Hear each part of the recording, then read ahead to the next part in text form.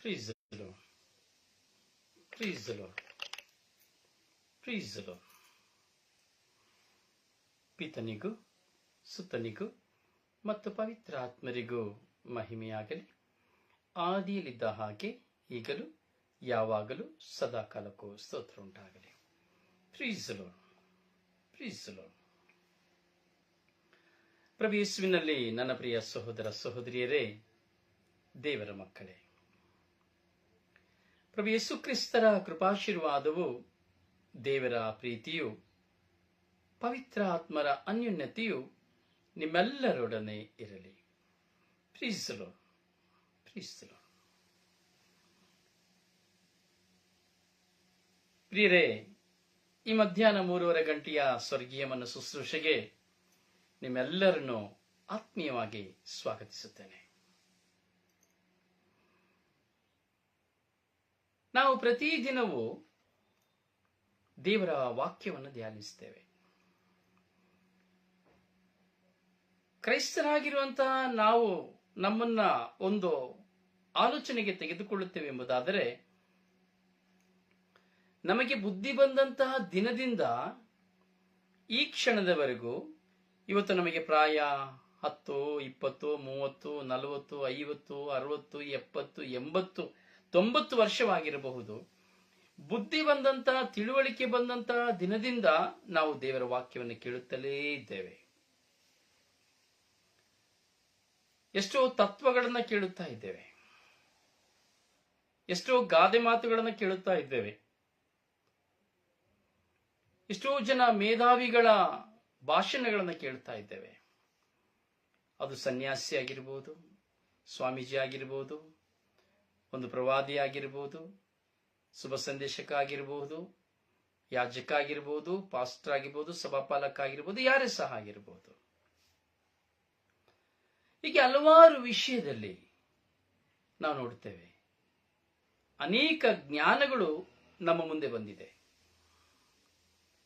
ಈ ಅನೇಕ ಜ್ಞಾನಗಳ ಮೂಲಕವಾಗಿ ನಾವು ಶಬ್ದಗಳನ್ನು ಕೇಳಿದರೂ ಸಹ ನಮ್ಮಲ್ಲಿ ಭವಿಷ್ಯ 100ಕ್ಕೆ 95% ಆ ಎಲ್ಲ ಚಿಂತನೆಗಳು, ಕೇಳಿದವುಗಳೆಲ್ಲವೂ ಮರೆತು ಹೋಗ್ತದೆ. ಯಾರಿಗೂ ಅಷ್ಟೇ. ಒಂದು ಧ್ಯಾನಕ್ಕೆ ಹೋದ್ರೆ 3 ದಿನ ಧ್ಯಾನದಲ್ಲಿ ಕುಳಿತುಕೊಳ್ಳುತ್ತೇನೆ ಅಂದ್ರೆ, ಬೆಳಿಗ್ಗೆ 10 ಗಂಟೆಗೆ ಒಂದು ಸೆಷನ್ ಪ್ರಾರಂಭವಾಯಿತು, 10 ಗಂಟೆಗೆ ಸೆಷನ್ ಪ್ರಾರಂಭವಾಗಿ 11 ಗಂಟೆ ಆಯಿತು, 11 ಗಂಟೆಯಾಗಿ ಕಾಫಿಗೆ ಹೋಯಿತು, ಆ ಕಾಫಿ ಟೈಮ್ಗೆ ಆ 10 ಗಂಟೆಗೆ ಕೇಳಿದ ಸೆಷನ್ ಮರೆತು ಹೋಯಿತು. 3 ದಿನ ಕಳೆಯುವಾಗ ಮನೆಗೆ ಹೋಗ್ತೇವೆ, 1 ವಾರ ಕಳೆಯುವಾಗ ನಾವು ಆಲಿಸಿದಂತಹ ಧ್ಯಾನ ಒಂದು ಕನಸಾಗಿ ಉಳಿಯುತ್ತದೆ. ಅದನ್ನ ನಾವು ಸಂಪೂರ್ಣವಾಗಿ ಮರೆತು ಬಿಡುತ್ತೇವೆ. ಎಷ್ಟೇ ಮಾತುಗಳನ್ನ, ಎಷ್ಟೇ ವಾಕ್ಯಗಳನ್ನ ನಾವು ಪದೇ ಪದೇ ಕೇಳಿದರೂ ಸಹ ಅದನ್ನ ನಾವು ಮರೆಯುತ್ತಲೇ ಹೋಗುತ್ತೇವೆ. ಹೊಸತನ್ನ ಪಡೆದುಕೊಳ್ತಾ ಇರ್ತೇವೆ, ಹಳೆತನ್ನ ಮರೆಯುತ್ತಾ ಹೋಗ್ತೇವೆ. ಅಂದ್ರೆ ಹೊಸ ನೀರು ಬರುವಾಗ ಹಳೆ ನೀರು ಕೊಚ್ಚಿಕೊಂಡು ಹೋಯಿತು ಎಂಬ ಗಾದೆಯನ್ನು ಹೇಳ್ತಾರೆ. ಹೊಸ ನೀರು ಬರುವಾಗ ಹಳೆ ನೀರು ಕೊಚ್ಚಿಕೊಂಡು ಹೋಯ್ತಂತೆ. ಹಾಗೆ ಎಂಥ ವಿಷಯಗಳನ್ನ ನಾವು ಕೇಳಿದ್ರು ಸಹ ಅವೆಲ್ಲವೂ ನಮ್ಮಿಂದ ಮರೆತು ಹೋಗ್ತವೆ. ಒಂದು ಪಕ್ಷ ನಾವು ಧ್ಯಾನಿಸಿದಂತಹ ಧ್ಯಾನವನ್ನು ಆಳವಾಗಿ ಧ್ಯಾನಿಸುವಾಗ ಯಾವ ವಾಕ್ಯ ನಮ್ಮ ಮನಸ್ಸಿನಲ್ಲಿ ಬೇರೂರುತ್ತದೋ ಆ ವಾಕ್ಯ ಮಾತ್ರ ನಮಗೆ ನೆನಪಿಗಿರುತ್ತದೆ. ಆದ್ರೆ ನೋಡಿ, ಕೇಳುವಂತಹ ಧ್ಯಾನಗಳು, ವಾಕ್ಯಗಳನ್ನು ಮರೆತು ಬಿಡುತ್ತೇವೆ.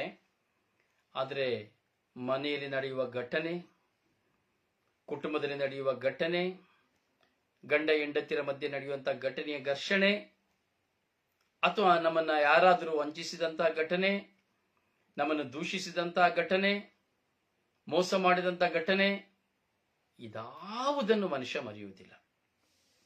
ಸಾಯುವ ಕೊನೆಯ ಕ್ಷಣದವರೆಗೂ ಅದು ಮನಸ್ಸಿನಲ್ಲಿ ಅಚ್ಚಳಿಯದೆ ಉಳಿದಿರುತ್ತದೆ. ಆದರೆ ದೇವರ ವಾಕ್ಯ ಎಂದೇಳುವಾಗ ಅದನ್ನು ಮನುಷ್ಯ ಮರೆತು ಬಿಡುತ್ತಾನೆ. ಇದೇ ಒಬ್ಬ ಮನುಷ್ಯನ ವೈಶಿಷ್ಟ್ಯವಾದಂತಹ ಸ್ವಭಾವ. ಯೋಚನೆ ಮಾಡಿ, ಕೆಟ್ಟದನ್ನೆಲ್ಲ ಮನಸ್ಸಲ್ಲಿ ಇಟ್ಕೊಳ್ತೇನೆ, ಒಳ್ಳೆಯದನ್ನೆಲ್ಲ ಮರೆತು ಬಿಡ್ತೇನೆ. ಕೆಲವು ಸರಿ ನಮಗೆ ಕೊಟ್ಟದ್ದನ್ನು ಮರೆತು ಬಿಡ್ತೇವೆ, ನಾವು ತೆಗೆದುಕೊಂಡಿದ್ದು ಸಹ ಮರೆತು ಬಿಡ್ತೇವೆ. ಆದರೆ ನಮ್ಮೊಂದಿಗೆ ಜಗಳವಾಡಿದವರನ್ನ, ಯುದ್ಧ ಮಾಡಿದವರನ್ನ, ಮೋಸ ಮಾಡಿದವರನ್ನ ನಾವು ಮರೆಯೋದೇ ಇಲ್ಲ.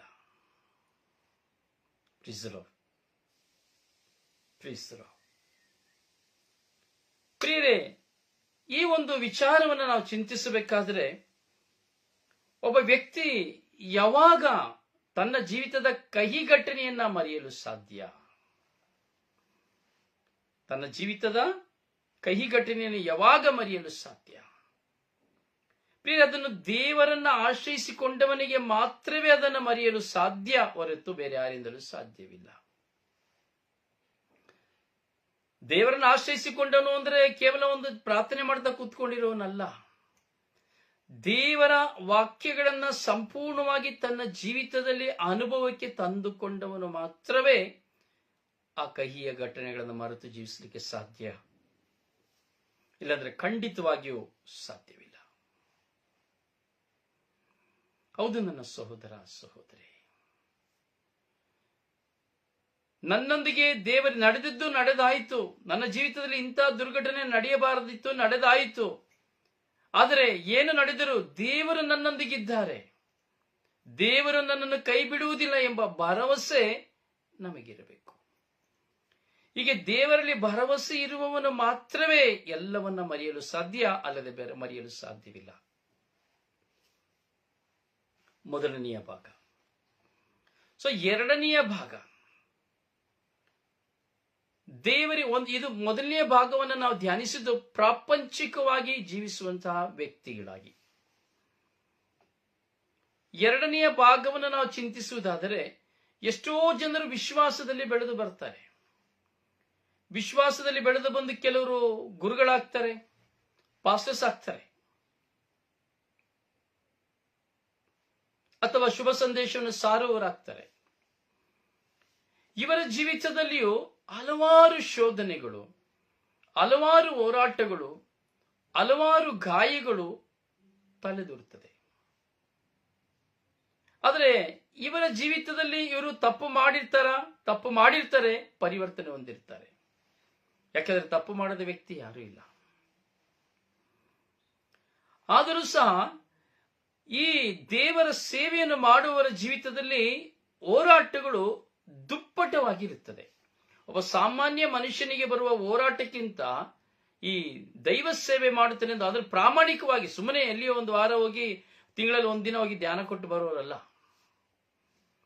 ತನ್ನ ಜೀವಿತವನ್ನೇ ಸಂಪೂರ್ಣವಾಗಿ ದೇವರಿಗೆ ಒಪ್ಪಿಸಿಕೊಂಡವನು. ಪ್ರೀಸ್ ಲಾರ್ಡ್. ತನ್ನ ಜೀವನವನ್ನೇ ಸಂಪೂರ್ಣವಾಗಿ ದೇವರಿಗೆ ಒಪ್ಪಿಸಿಕೊಂಡವನು.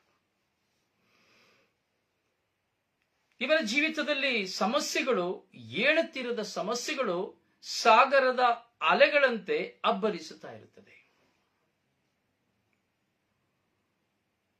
ಅಯ್ಯೋ, ಏನಿಷ್ಟು ಪ್ರಾರ್ಥನೆ ಮಾಡ್ತಾನೆ, ಆದರೆ ಇವನ ಜೀವನದಲ್ಲಿ ಇಷ್ಟೊಂದು ಕಷ್ಟ ಅಲ್ಲ, ಇಷ್ಟು ನಷ್ಟ ಅಲ್ಲ, ಇಷ್ಟು ಸಮಸ್ಯೆ ಅಲ್ಲ, ಇಷ್ಟು ದಾರಿದ್ರ್ಯ ಅಲ್ಲ, ಅಯ್ಯೋ ಎಷ್ಟು ಹೋರಾಟ ಅಲ್ಲ ಎಂಬಂತ ಪ್ರಶ್ನೆ ಹಲವಾರು ಜನರಲ್ಲಿ ಕಾಡುವುದುಂಟು.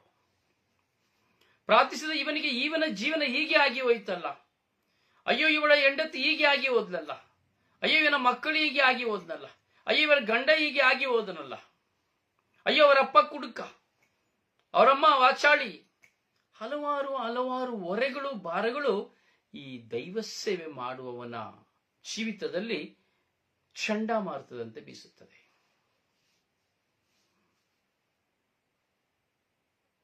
ಪ್ರಿಯ, ಇದನ್ನ ಯಾರು ಜಯಿಸಲು ಸಾಧ್ಯ? ಇವುಗಳನ್ನ ಯಾರು ಜಯಿಸಲು ಸಾಧ್ಯ?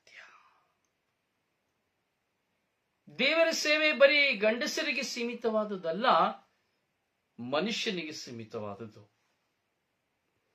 ಈ ದೇವರ ಸೇವೆಗೆ ಗಂಡು, ಹೆಣ್ಣು, ಮುದುಕ, ಮುದುಕಿ ಅಥವಾ ಯುವಕ, ಯುವತಿ ಎಂಬಂತಹ ಭೇದ ಭಾವಗಳಿಲ್ಲ.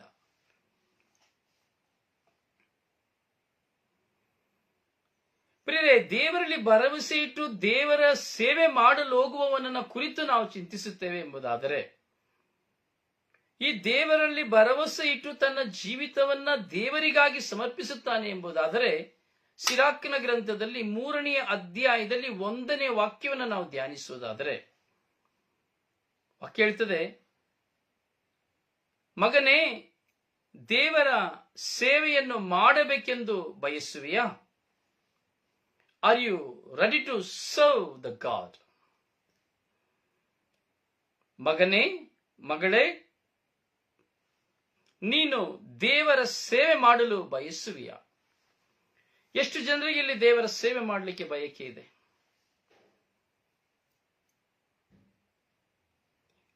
ಎಷ್ಟು ಜನರಿಗೆ ದೇವರ ಸೇವೆ ಮಾಡಲಿಕ್ಕೆ ಆಸೆ ಇದೆ?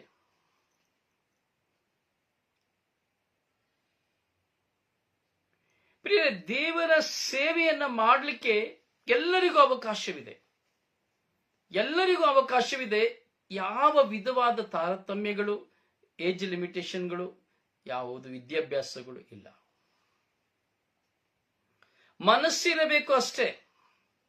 ದೇವರ ಸೇವೆಯನ್ನು ಮಾಡಲು ಮನಸ್ಸಿರಬೇಕು. ಅವನ ವಿವಾಹಿತ ಆಗಿ ಅವನು ಗುರುವೇ ಆಗಿರಬೇಕು ಎಂಬುದಾಗಿ ಇಲ್ಲ. ಅವನು ಯಾಜಕ ಪಾಸ್ಟರ್ ಆಗಿರಬೇಕು ಅಂತ ಅಲ್ಲ. ನೋಡಿ, ಇವತ್ತು ಅದನ್ನ ಇಟ್ಕೊಂಡು ನಾವು ತಾಳೆ ಮಾಡಿ ನೋಡ್ತೀವಿ ಅಂದ್ರೆ, ಒಂದು ಯಾಜಕನಿಗಿಂತ, ಒಬ್ಬ ಪಾಸ್ಟರ್ಗಿಂತ ಇವತ್ತು ಸ್ಥಾನದಲ್ಲಿ ಒಬ್ಬ ಸಾಧಾರಣ ಮನುಷ್ಯ ಹಗಲು ರಾತ್ರಿ ದೈವ ಸೇವೆಯನ್ನು ಮಾಡುವುದನ್ನು ನಾವು ನೋಡುತ್ತೇವೆ. ಅವರಿಗಿಂತ 10 ಪಟ್ಟು ಹೆಚ್ಚಾಗಿ ಸೇವೆ ಮಾಡುವುದನ್ನು ನಾವು ನೋಡುತ್ತೇವೆ. ಈ ದೇವರಲ್ಲಿ ಭರವಸೆ ಇಟ್ಟು ದೇವರ ಸೇವೆ ಮಾಡುತ್ತಾನೆ ಎಂಬುದಾದರೆ ಪ್ರಿಯರೇ, ಅದು ಕೇವಲ ಯಾಜಕನಿಗೋ ಪಾಸ್ಟರ್ಗೋ ಕನ್ಯಾಸ್ತ್ರೀಗೋ ಮಾತ್ರ ಸೀಮಿತವಾದುದಲ್ಲ. ಹಾಗೆ ತಿಳಿದುಕೊಳ್ಳುವುದು ತಪ್ಪಾದ ಮನೋಭಾವನೆ, ತಪ್ಪು ಮನೋಭಾವನೆ. ದೇವರ ಸೇವೆಯನ್ನು ಮಾಡಲು ಎಲ್ಲರೂ ಅರ್ಹರು. ದೇವರ ಸೇವೆಯನ್ನು ಮಾಡಲು ಪ್ರತಿಯೊಬ್ಬರು ಆರಿಸಲ್ಪಟ್ಟವರು, ಜ್ಞಾನಸ್ನಾನದ ಮೂಲಕವಾಗಿಯೇ ಆರಿಸಲ್ಪಟ್ಟವರು. ಹೋಗಿ ಸಾರಿರಿ, ಲೋಕದ ಕಟ್ಟಕಡೆಯವರೆಗೂ ಶುಭ ಸಂದೇಶವನ್ನು ಸಾರಿರಿ ಎಂಬಂತಹ ವಾಗ್ದಾನವನ್ನ ಪ್ರತಿಯೊಬ್ಬರು ಪಡೆದಿದ್ದೇವೆ. ಯಾಜಕರು ಮಾತ್ರ ಅಲ್ಲ, ಕನ್ಯಾಸ್ತ್ರೀ ಮಾತ್ರ ಅಲ್ಲ, ಅದು ಯಾವುದೋ ಒಂದು ಪಾಸ್ಟರ್ ಮಾತ್ರ ಅಲ್ಲ. ದೇವರ ಸೇವೆ ಮಾಡಲು, ಶುಭ ಸಂದೇಶ ಸಾರಲು ಪ್ರತಿಯೊಬ್ಬರಿಗೂ ಅವಕಾಶವಿದೆ. ಯಾರು ಇದಕ್ಕೆ ಅಡಚಣೆ ಮಾಡುವ ಹಾಗೆ ಇಲ್ಲ. ಯಾರ ಅಡಚಣೆ ಬೇಕಾಗಿಲ್ಲ, ಯಾರ ಅನುಮತಿಯೂ ಸಹ ಬೇಕಾಗಿಲ್ಲ. ಪ್ರಾಮಾಣಿಕವಾದ ಸೇವೆ ಮಾಡುವುದಾದರೆ, ನಾವು ನಿಜವಾಗಿ ದೇವರಲ್ಲಿ ಭರವಸೆಟ್ಟು ದೈವ ಭಯದಿಂದ ನಾವು ಪ್ರಾಮಾಣಿಕವಾಗಿ ಸೇವೆ ಮಾಡುತ್ತೇವೆ ಅಂದ್ರೆ ನಮಗೆ ಯಾರ ಅನುಮತಿ ಬೇಕಾಗಿಲ್ಲ. ಕಾರಣ ಪವಿತ್ರಾತ್ಮರೇ ನಮ್ಮೊಂದಿಗಿದ್ದು ನಮ್ಮನ್ನು ಮುನ್ನಡೆಸ್ತಾರೆ. ಕೇಳ್ಬೋದು, ಬ್ರದರ್ ನನಗೆ ಮದುವೆ ಆಗಿ ಹೋಗಿದೆ, ನನಗೆ ಸೇವೆ ಮಾಡಲಿಕ್ಕೆ ದೇವರ ಕರೆ ಇಲ್ಲ. ಯಾರು ಹೇಳಿದ್ದು? ಮದುವೆ ಆಗಿ ಹೋದರೂ ನೀನು ದೇವರ ಸೇವೆಗೆ ನಿನ್ನನ್ನ ಒಪ್ಪಿಸಿಕೊಂಡಿದ್ದೆ ಆದರೆ ದೇವರ ಕರೆ ನಿನಗಿದೆ ಎಂಬುದಾಗಿ ಅರ್ಥ. ಪ್ರತಿಯೊಬ್ಬರಿಗೂ ದೇವ ಕರೆ ಇದೆ ಪ್ರಿಯರೇ. ಆದರೆ ದೇವ ಕರೆ ನನಗಿದೆ ಎಂಬುದನ್ನು ನಾನು ಮೊದಲು ಮನವರಿಕೆ ಮಾಡಿಕೊಳ್ಳುವುದಾದರೆ ಮಾತ್ರವೇ ನಾನು ದೇವರ ಸೇವೆಯನ್ನು ಮಾಡಲಿಕ್ಕೆ ಸಾಧ್ಯ. ಇಲ್ಲಾಂದ್ರೆ ಮಾಡಲಿಕ್ಕೆ ಸಾಧ್ಯವಿಲ್ಲ.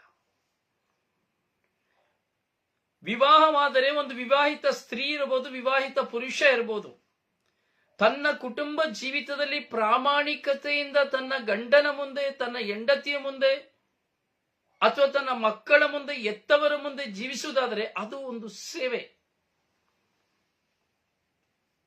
ಅದು ವೈವಾಹಿಕವಾದ ಸೇವೆ, ವಿವಾಹಿಕ ಸೇವೆ. ನಿನ್ನ ಕರ್ತವ್ಯವನ್ನ ಒಂದು ಹೆಂಡತಿಯಾಗಿ, ಒಂದು ಗಂಡನಾಗಿ, ಒಂದು ಮಗನಾಗಿ ನೀನು ಮಾಡತಕ್ಕಂತ ಸೇವೆಯನ್ನು ಪ್ರಾಮಾಣಿಕವಾಗಿ ಮಾಡುತ್ತೀಯ ಎಂಬುದಾದರೆ ಅದು ಒಂದು ಸೇವೆ. ನಿನ್ನ ಅತ್ತೆ ಮಾವಂದಿರನ್ನು ನೀನು ಪೋಷಿಸುತ್ತೀಯ ಎಂಬುದಾದರೆ ಅದು ಒಂದು ಸೇವೆ. ನಿನ್ನ ನಾದಿನಿ ಮೈದುನರನ್ನ ಪ್ರಾಮಾಣಿಕತೆಯಿಂದ ತಾರತಮ್ಯವಿಲ್ಲದೆ ನೀನು ನೋಡುತ್ತೀಯ ಎಂಬುದಾದರೆ ಅದು ಸೇವೆ. ಹಾಗೆ ನಿನ್ನ ವಿವಾಹಿತ ಜೀವಿತದಲ್ಲಿ ನೀನು ಯಾರ ಮೇಲೆಲ್ಲ ಕರುಣೆ ತೋರುತ್ತೀಯೋ, ಯಾರ ಮೇಲೆಲ್ಲ ದಯೆ ತೋರುತ್ತೀಯೋ, ಅಥವಾ ಯಾವ ವಿಧದಲ್ಲಿ ಎಲ್ಲ ನೀನು ಸಹಾಯವನ್ನ ಉಣ್ಣುವುದರ ಮೂಲಕವಾಗಿ, ಕುಡಿಯುವುದರ ಮೂಲಕವಾಗಿ, ಅಥವಾ ಯಾವುದೇ ಒಂದು ಅನಾರೋಗ್ಯದ ಮೂಲಕವಾಗಿ, ಯಾವುದೇ ಒಂದು ಅವಶ್ಯಕತೆಗಳ ನಿಮಿತ್ತವಾಗಿ ನಾವು ಮಾಡುವಂತಹ ದಾನ ಧರ್ಮಗಳೆಲ್ಲವೂ ಸೇವೆ. ಪ್ರಿಸಲೋ ಬರೀ ಬೈಬಲ್ನ ಎತ್ಕೊಂಡು ಹೋಗ್ಬಿಟ್ರೆ, ಶುಭ ಸಂದೇಶ ಸಾರ್ಬಿಟ್ರೆ ಎಲ್ಲ ಸೇವೆ. ಕೌಟುಂಬಿಕ ಜೀವಿತದಲ್ಲಿ ನಾವು ದೈವ ಕರೆಗೆ ನಾವು ಕರೆ ಹೊಂದಿದ್ದೇವೆ. ಹೀಗೆ ದೇವರಲ್ಲಿ ಸೇವೆ ಮಾಡಲು ಪ್ರತಿಯೊಬ್ಬರು ಅರ್ಹ. ನೀನು ಅರ್ಹನಲ್ಲ ಎಂದು ಹೇಳುವ ಯೋಗ್ಯತೆ ಯಾರಿಗೂ ಈ ಜಗತ್ತಿನಲ್ಲಿಲ್ಲ. ಯಾಕೆಂದರೆ ಈ ಜಗತ್ತಿನಲ್ಲಿ ಜೀವಿಸುತ್ತಿರುವಂತಹ ನಾವೆಲ್ಲರೂ ಸಹ ಪ್ರತಿಯೊಬ್ಬರು ಸಹ ಅಯೋಗ್ಯರೇ ಸರಿ ಎಂದು ಹೇಳಬಹುದು. ನೋಡಿ, ಈ ಒಂದು ಸಮಯದಲ್ಲಿ ನಾವೆಲ್ಲರೂ ದೇವರ ವಾಕ್ಯವನ್ನು ಆಲಿಸ್ತಾ ಇದ್ದೇವೆ. ನಿಮ್ಮಲ್ಲಿರುವಂತಹ ಆಳವಾದ ವಿಶ್ವಾಸ ಇಲ್ಲಿ ಪ್ರಕಟವಾಗ್ತಾ ಇದೆ. ನೀವು ನಿಜವಾದ ವಿಶ್ವಾಸಿ, ನಿಮ್ಮಲ್ಲಿ ನೀವು ದೇವರಲ್ಲಿ ಭರವಸೆ ಇದೆ ಎಂಬುದನ್ನ ಇಲ್ಲಿ ನಾವು ನೋಡಬಹುದು. ಕಾರಣ ನೋಡಿ, ಇಷ್ಟು ಜನ ಈ 1 ಗಂಟೆಗಳ ಕಾಲ ನಿಮ್ಮ ಕಿವಿಗಳನ್ನು ತೆರೆದಿದ್ದು ವಾಕ್ಯವನ್ನು ಆಲಿಸುತ್ತೀರಿ ಎಂಬುದಾದರೆ ನೀವು ದೇವರ ಸೇವೆಗೆ ಕರೆ ಹೊಂದಿದ್ದೀರಿ. ಅಂದರೆ ದೇವರ ವಾಕ್ಯವು ನಿಮ್ಮ ಜೀವಿತದಲ್ಲಿ ಕ್ರಿಯೆ ಮಾಡ್ತಾ ಇದೆ ಎಂಬುದಾಗಿ ಅರ್ಥ. ದೇವರ ವಾಕ್ಯ ನಿಮ್ಮ ಜೀವಿತದಲ್ಲಿ ನಿಮ್ಮೊಂದಿಗೆ ವಾಸ ಮಾಡುತ್ತಾ ಇದೆ ಎಂಬುದಾಗಿ ಅರ್ಥ. ಹೀಗೆ ವಾಕ್ಯವನ್ನು ನಾನು ನೋಡುವಾಗ ಸಿರಾಕ 2ನೇ ಅಧ್ಯಾಯದಲ್ಲಿ 1ನೇ ವಾಕ್ಯದಲ್ಲಿ ನಾನು ಅವಾಗಲೇ 3ನೇ ಅಧ್ಯಾಯ ಅಂತ ಹೇಳಿದೆ ಅಂತ ಕಾಣ್ತದೆ. ದಯವಿಟ್ಟು ನನ್ನನ್ನು ಕ್ಷಮಿಸಿ. ಸೊ ಹೀಗೆ 2ನೇ ಅಧ್ಯಾಯ 1ನೇ ವಾಕ್ಯದಲ್ಲಿ ನಾವು ನೋಡುವಾಗ ವಾಕ್ಯ, ಮಗನೇ ದೇವರ ಸೇವೆಯನ್ನ ಮಾಡಲು ಬಯಸುವೆಯಾ? ಕ್ವಶನ್. ಹಾಗೆ ನಿಮ್ಮ ಮುಂದೆ ಇಟ್ಟು, ಯಾರಿಗೆ ದೇವರ ಸೇವೆಯನ್ನ ಮಾಡಲು ಇಷ್ಟ? ಭವಿಷ್ಯ ಕೆಲವರು ಹೇಳ್ಬೋದು, ಬ್ರದರ್ ನನಗೆ ದೇವರ ಸೇವೆ ಮಾಡ್ಲಿಕ್ಕೆ ಇಷ್ಟ ಇದೆ, ಬ್ರದರ್ ನನಗೆ ಸೇವೆ ಮಾಡ್ಲಿಕ್ಕೆ ಇಷ್ಟ ಇದೆ ಅಂತ ಕೇಳಿದವರು ಹೇಳ್ಬೋದು, ನಾನು ಚೆನ್ನಾಗಿ ಶುಭ ಸಂದೇಶ ಸಾರ್ತೇನೆ, ನಾನು ಜಪಸರ ಮಾಡ್ತೇನೆ, ನಾನು ಪ್ರೈಸನ್ಶಿಪ್ ಮಾಡ್ತೇನೆ ಎಂಬುದಾಗಿ ಹಲವಾರು ವಿಧದ ಅನುಭವಗಳನ್ನು ತೋಡಿಕೊಡಬಹುದು. ಪ್ರಿಯರೇ, ಅದೇ ನಾನು ಮತ್ತೊಮ್ಮೆ ಹೇಳ್ತೇನೆ, ಬೈಬಲ್ನ ಹಿಡಿದುಕೊಂಡರೆ ಮಾತ್ರ ಸೇವೆಯಲ್ಲ. ಜೀವನದಲ್ಲಿ ಬರುವ ಕಷ್ಟ ನಷ್ಟಗಳನ್ನ, ಹಿಂಸೆ ಬಾಧೆಗಳನ್ನ, ಎಲ್ಲ ನಿಂದನೆ ನೋವುಗಳನ್ನ, ಹೋರಾಟಗಳನ್ನ, ಕಹಿಯ ಜೀವಿತವನ್ನ ಎಲ್ಲವನ್ನ ಸಹನೆಯಿಂದ ಸಹಿಸಿಕೊಂಡು ಯೇಸು ಕ್ರಿಸ್ತರಂತೆ ಶಿಲುಬೆಯನ್ನು ಹೊತ್ತುಕೊಂಡು ಕಲ್ವಾರಿಯ ಬಳಿಯವರೆಗೂ ಹೊರಟಂತೆ ನಾವು ನಮ್ಮ ಜೀವಿತದ ಈ ಎಲ್ಲಾ ಭಾರಗಳನ್ನು ಹೊತ್ತುಕೊಂಡು ಮರಣದ ಕೊನೆಯ ತನಕ ಹೋಗಬೇಕು. ಇದೇ ನಿಜವಾದ ಸೇವೆ, ಬೇರೆ ಯಾವುದಿಲ್ಲ. ಹೀಗೆ ದೇವರಲ್ಲಿ ಭರವಸೆ. ಮಗನೇ ದೇವರ ಸೇವೆ ಮಾಡಲು ಬಯಸುವೆಯಾ?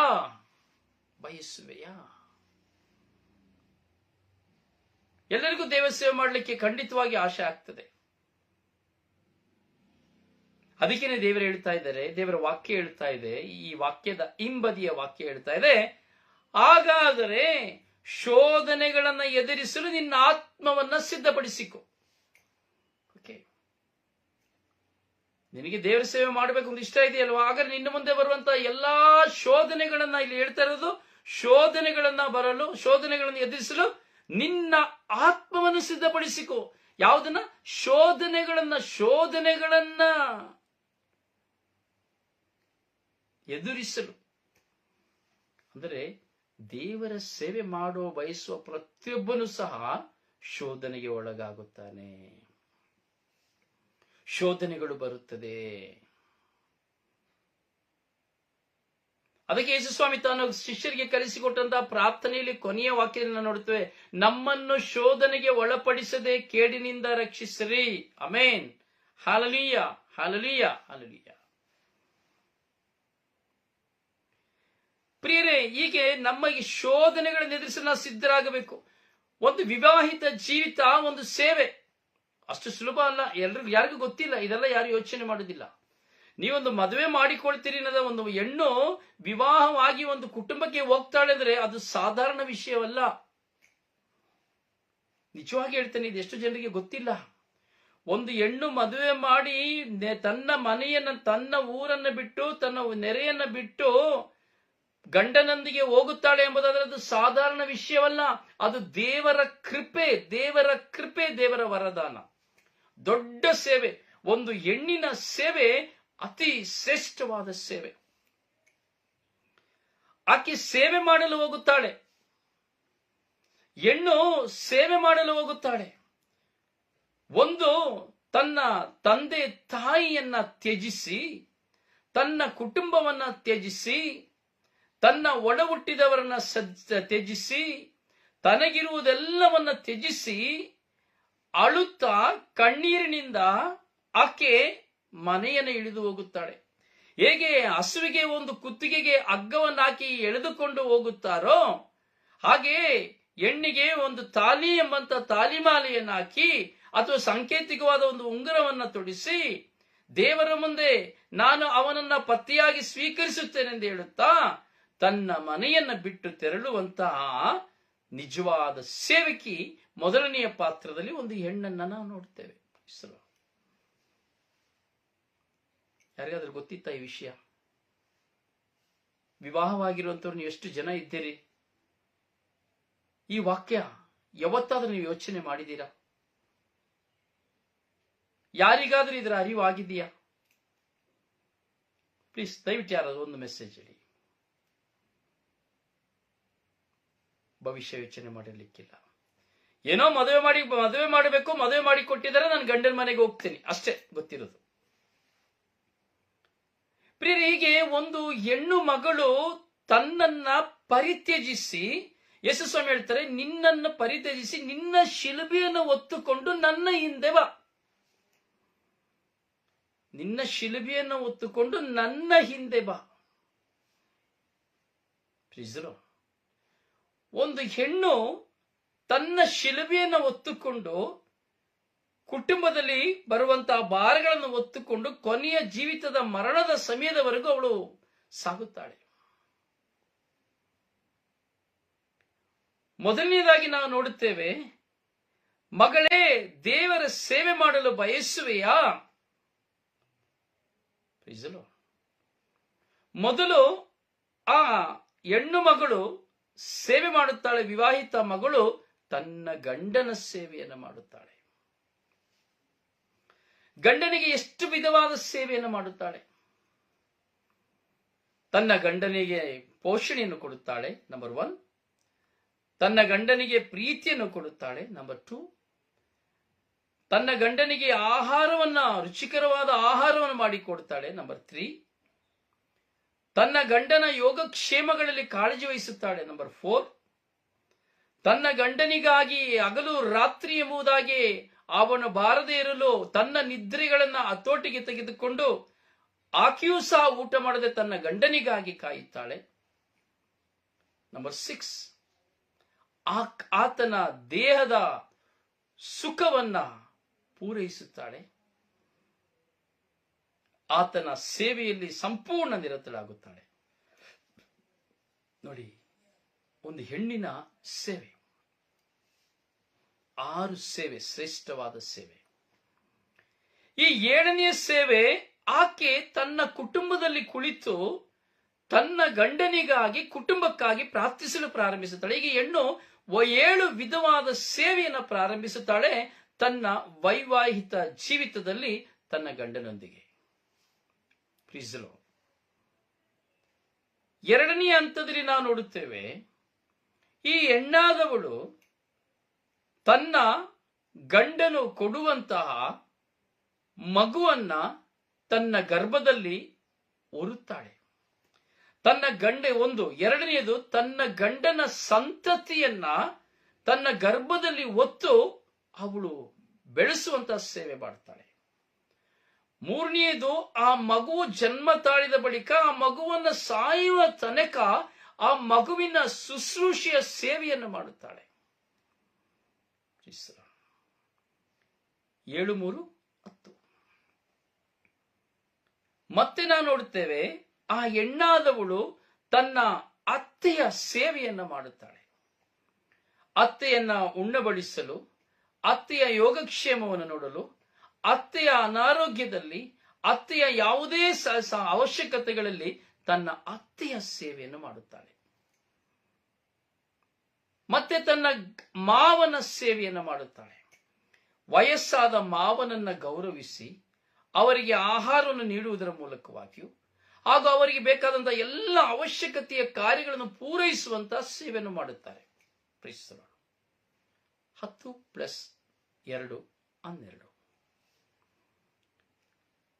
ಮತ್ತೆ ಆಕೆ ತನ್ನ ಕುಟುಂಬದಲ್ಲಿರುವಂತಹ ನಾದಿನಿ ಮೈದುನರನ್ನ ಪ್ರೀತಿಸಿ ಅವರಿಗೆ ತನ್ನ ತಾಯಿಯ ಪ್ರೀತಿ, ತಾನು ತಾಯಿಯಾಗಿ ನಿಂತು ಪ್ರೀತಿಯನ್ನು ಕೊಟ್ಟು ಆ ಪ್ರೀತಿಯ ನಿಮಿತ್ತವಾಗಿ ಆಕೆ ಆ ಕುಟುಂಬವನ್ನ ಮುನ್ನಡೆಸುತ್ತಾಳೆ. ಅಲ್ಲಿ ತಿಳಿದುಕೊಳ್ಳಿ, 12+2 14. ಪ್ರಿಯರೇ, ಈ ಮೊದಲನೆಯ ಈ ವಾಚನಕ್ಕೆ, ಈ ವಾಕ್ಯಕ್ಕೆ ತಕ್ಕದ್ದಾಗಿ ನಾವು ನೋಡುವಾಗ ಕೇವಲ ಶುಭ ಸಂದೇಶದ ವಿಷಯದಲ್ಲಿ ಮಾತ್ರವಲ್ಲ ಈ ವಾಕ್ಯ, ಕೌಟುಂಬಿಕ ವಿಷಯದಲ್ಲಿ ಈ ವಾಕ್ಯವನ್ನ ನಾವು ಕಂಡುಕೊಳ್ಳಬೇಕು. ಹೀಗೆ 14 ಸ್ಥಳಗಳನ್ನ ಈ ಹೆಣ್ಣು ಮಗಳು ದಾಟಿ ಹೋಗಬೇಕು ಸ್ವರ್ಗಕ್ಕೆ ಹೋಗಬೇಕಾದ್ರೆ. ಹೀಗೆ ತನ್ನ ಜೀವಿತದಲ್ಲಿ ಈ 14 ವಿಷಯಗಳನ್ನ, 14 ವ್ಯಕ್ತಿಗಳನ್ನ, 14 ಜವಾಬ್ದಾರಿಗಳನ್ನ ಆಕೆ ಒತ್ತುಕೊಂಡು ಹೋಗುವಾಗ ಅವಳ ಮುಂದೆ ಸಾಕಷ್ಟು ಶೋಧನೆಗಳಿರುತ್ತದೆ, ಸಾಕಷ್ಟು ದುಃಖ, ಕಣ್ಣೀರು, ಹಿಂಸೆ, ಸಂಶಯ, ವೇದನೆ, ಪೆಟ್ಟುಗಳು, ಅವಮಾನಗಳು, ನಿಂದನೆಗಳು, ದೂಷಣೆಗಳು, ಈ ಎಲ್ಲವೂ ಸಹ ಇರುತ್ತದೆ. ಇವೆಲ್ಲವನ್ನ ಆ ಹೆಣ್ಣು ಮಗಳು ಹೊತ್ತುಕೊಂಡು ಹೋಗುತ್ತಾಳೆ.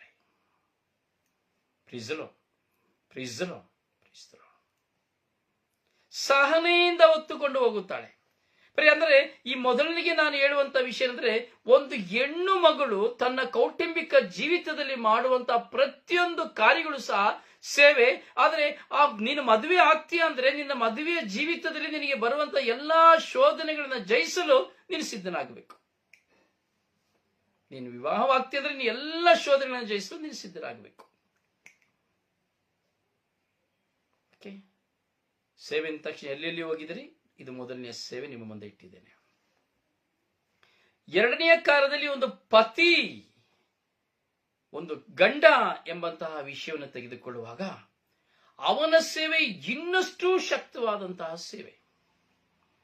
ತನ್ನ ತಂದೆಯನ್ನ ಸಾಕಲು, ತನ್ನ ತಾಯಿಯನ್ನ ಸಾಕಲು, ತನ್ನ ಮಕ್ಕಳನ್ನ ಸಾಕಲು, ತನ್ನ ಒಡ ಹುಟ್ಟಿದವರನ್ನ ಸಾಕಲು, ಮಕ್ಕಳಿಗೆ ವಿದ್ಯಾಭ್ಯಾಸ ಕೊಡಲು, ಮಕ್ಕಳ ಅನಾರೋಗ್ಯದ ಸಮಯದಲ್ಲಿ ಪ್ರತಿದಿನ ಊಟವನ್ನು ಉಣ್ಣಬಡಿಸಲು, ಪ್ರತಿ ಕಾಲದಲ್ಲಿ ವಸ್ತ್ರವನ್ನು ಕೊಡಿಸಲು, ಮಕ್ಕಳ ವಿದ್ಯಾಭ್ಯಾಸವನ್ನು ಕೊಡಿಸಲು, ಮಕ್ಕಳ ವಿವಾಹಿತ ಕಾಲಕ್ಕಾಗಿ, ಮಕ್ಕಳ ಕೆಲಸಕ್ಕಾಗಿ, ಹೀಗೆ ಹಲವಾರು ವಿಷಯಗಳಲ್ಲಿ ಒಬ್ಬ ಪತಿಯಾದವನು ರಾತ್ರಿ ಹಗಲು, ಬಿಸಿಲು ಮಳೆ ಯಾವುದನ್ನು ನೋಡದೆ ಹಗಲು ರಾತ್ರಿ ತನ್ನ ಕುಟುಂಬಕ್ಕಾಗಿ ದುಡಿಯುತ್ತಾನೆ. ಇದು ಒಂದು ಕೌಟುಂಬಿಕವಾದಂತಹ ಸೇವೆ.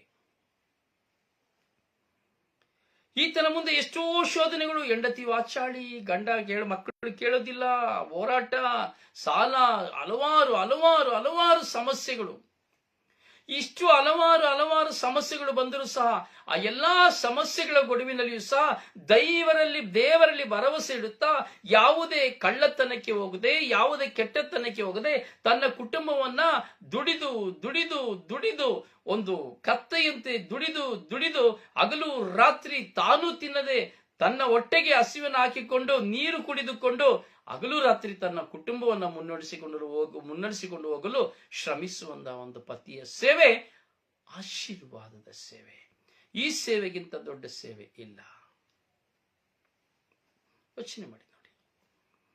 ಅವನಿಗೂ ಸಹ ಶೋಧನೆ ತಪ್ಪಿದ್ದಲ್ಲ. ಹಾಗಾದ್ರೆ ಶೋಧನೆಗಳನ್ನು ಎದುರಿಸಲು ನಿನ್ನ ಆತ್ಮವನ್ನು ಸಿದ್ಧಪಡಿಸಿಕೊಂಡು, ನೀನು ಮದುವೆ ಆಗ್ಬೇಕು ಅಂತಿದೀಯಾ?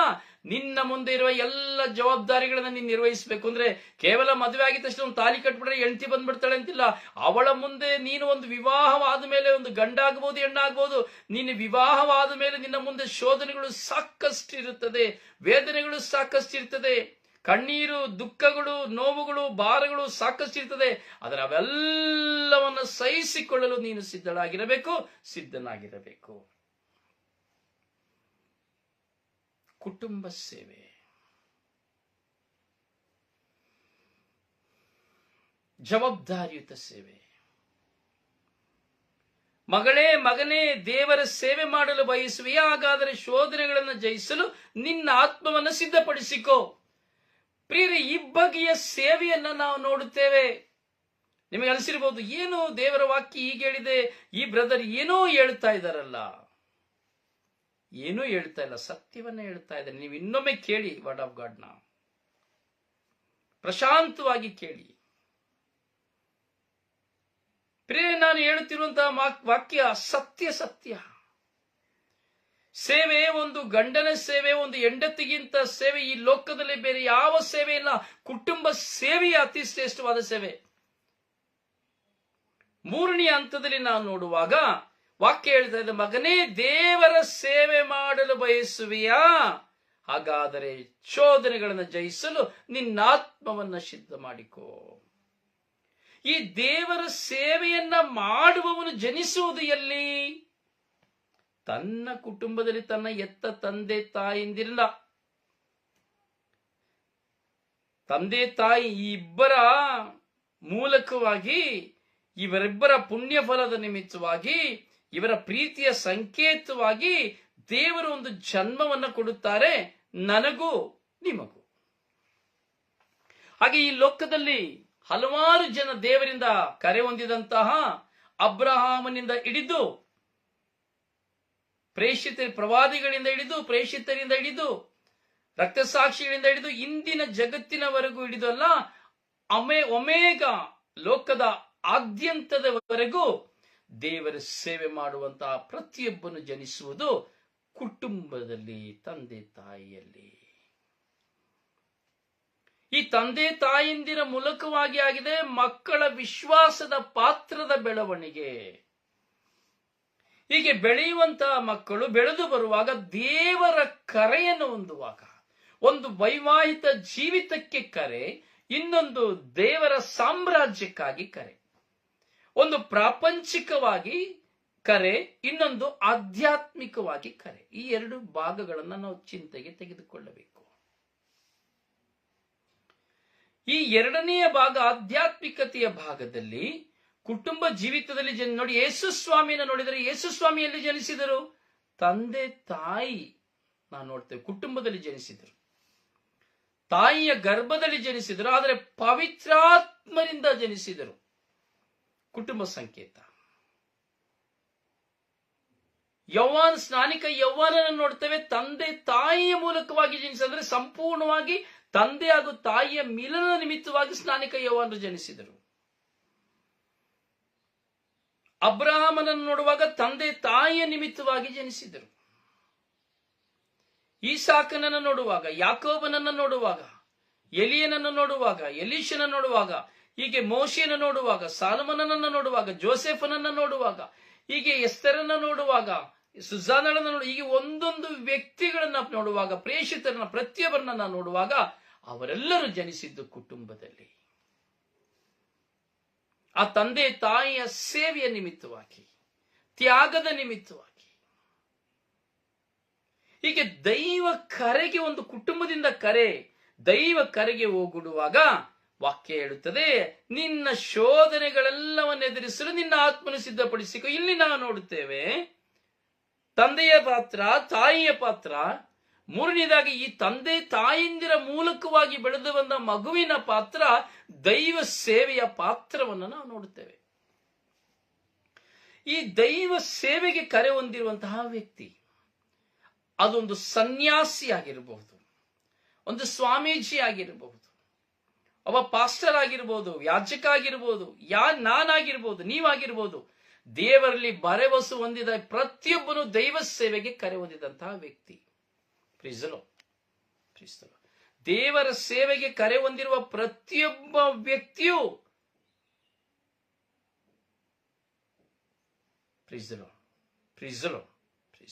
ಹೌದು ಪ್ರಿಯರೇ, ದೇವರಲ್ಲಿ ಭರವಸೆ ಹೊಂದಿದವನು ದೇವರ ಸೇವೆಗೆ ಕರೆ ಹೊಂದಿದವನು. ಹೀಗೆ ದೇವರು ಆಯ್ಕೆ ಮಾಡಿಕೊಳ್ಳುತ್ತಾರೆ. ಈ ದೇವರು ಆಧ್ಯಾತ್ಮಿಕವಾಗಿ ಆಯ್ಕೆ ಮಾಡಿಕೊಳ್ಳುವಾಗ, ವಿವಾಹ ಜೀವಿತದಲ್ಲಿ ಹೋರಾಟಗಳು ಬೆಟ್ಟದಷ್ಟು, ಹೌದು, ಅದು ತುಂಬಾ ಕಷ್ಟಕರ, ಕ್ಲಿಷ್ಟಕರ, ನಮ್ಮೆಲ್ಲರಿಗೂ ಅನುಭವ ಇದೆ. ಆದರೆ ಆಧ್ಯಾತ್ಮಿಕತೆಯ ಜೀವನಕ್ಕೆ ದೇವರ ಕರೆಯುವಾಗ, ದೇವರ ಭರವಸೆಯಲ್ಲಿ ದೇವರ ಸೇವೆಯನ್ನು ಮಾಡಲು ಹೆಜ್ಜೆ ಇಡುವಂತಹ ವ್ಯಕ್ತಿಯನ್ನು ಕುರಿತು ಹೇಳುವಾಗ, ಶೋಧನೆಗಳನ್ನು ಎದುರಿಸಲು ನಿನ್ನ ಆತ್ಮವನ್ನು ಸಿದ್ಧಪಡಿಸಿಕೊ ಅಂದರೆ ಅಲ್ಲಿ ಟೋಟಲಿ ನಿನ್ನ ಆತ್ಮವನ್ನು ಸಿದ್ಧಪಡಿಸಿಕೊ. ಅಂದ್ರೆ you ready to die for God, you ready to proclaim the God, you ready to go the God, you ready to sacrifice the God. ಎಲ್ಲವನ್ನ ಜಯಿಸಲು ಸಿದ್ಧರಾಗಬೇಕು. ಒಬ್ಬ ದೈವ ಸೇವಕನಾಗಿ ಕರೆ ಹೊಂದುವಾಗ, ದೇವರ ಸೇವೆಗಾಗಿ ಕರೆ ಹೊಂದುವಾಗ, ಶುಭ ಸಂದೇಶವನ್ನು ಸಾರುವಾಗ, ದೇವರ ಸಾಮ್ರಾಜ್ಯವನ್ನು ಸಾರಲು ಪ್ರಾರಂಭಿಸುವಾಗ, ಆತನ ಮುಂದೆ ಬರುವಂತಹ ಹೋರಾಟಗಳು, ಶೋಧನೆಗಳು, ಏಳುತ್ತೀರದಂತಹ ಶೋಧನೆ, ಹೋರಾಟಗಳು. ಅದಕ್ಕೆ ಸಾಕ್ಷಿ ನಾನು ನಿಮ್ಮ ಮುಂದೆ ಇದ್ದೇನೆ. ನನಗಿಂತ ಮುಂಚಿತವಾಗಿ ನಾನು ನೋಡೋದಾದರೆ ಪ್ರವಾದಿಗಳನ್ನ, ಪ್ರೇಷಿತರನ್ನ, ರಕ್ತಸಾಕ್ಷಿಗಳನ್ನ ನಾವು ಇತಿಹಾಸದ ಪುಟದಲ್ಲಿ ನಾವು ನೋಡುತ್ತೇವೆ. ಶೋಧನೆಗಳನ್ನ ಎದುರಿಸಬೇಕು. ನಿನ್ನನ್ನು ದೂಷಿಸುವರು, ನಿನ್ನನ್ನು ನಿಂದಿಸುವರು, ನಿನ್ನನ್ನು ಬಹಿಷ್ಕರಿಸುವರು. ಯೇಸು ಸ್ವಾಮಿ ಹೇಳ್ತಾರೆ, ನಿನ್ನನ್ನು ಚೇಳುಗಳ ಮಧ್ಯೆ, ಹಾವುಗಳ ಮಧ್ಯೆ ನಾನು ಬಿಡ್ತೇನೆ.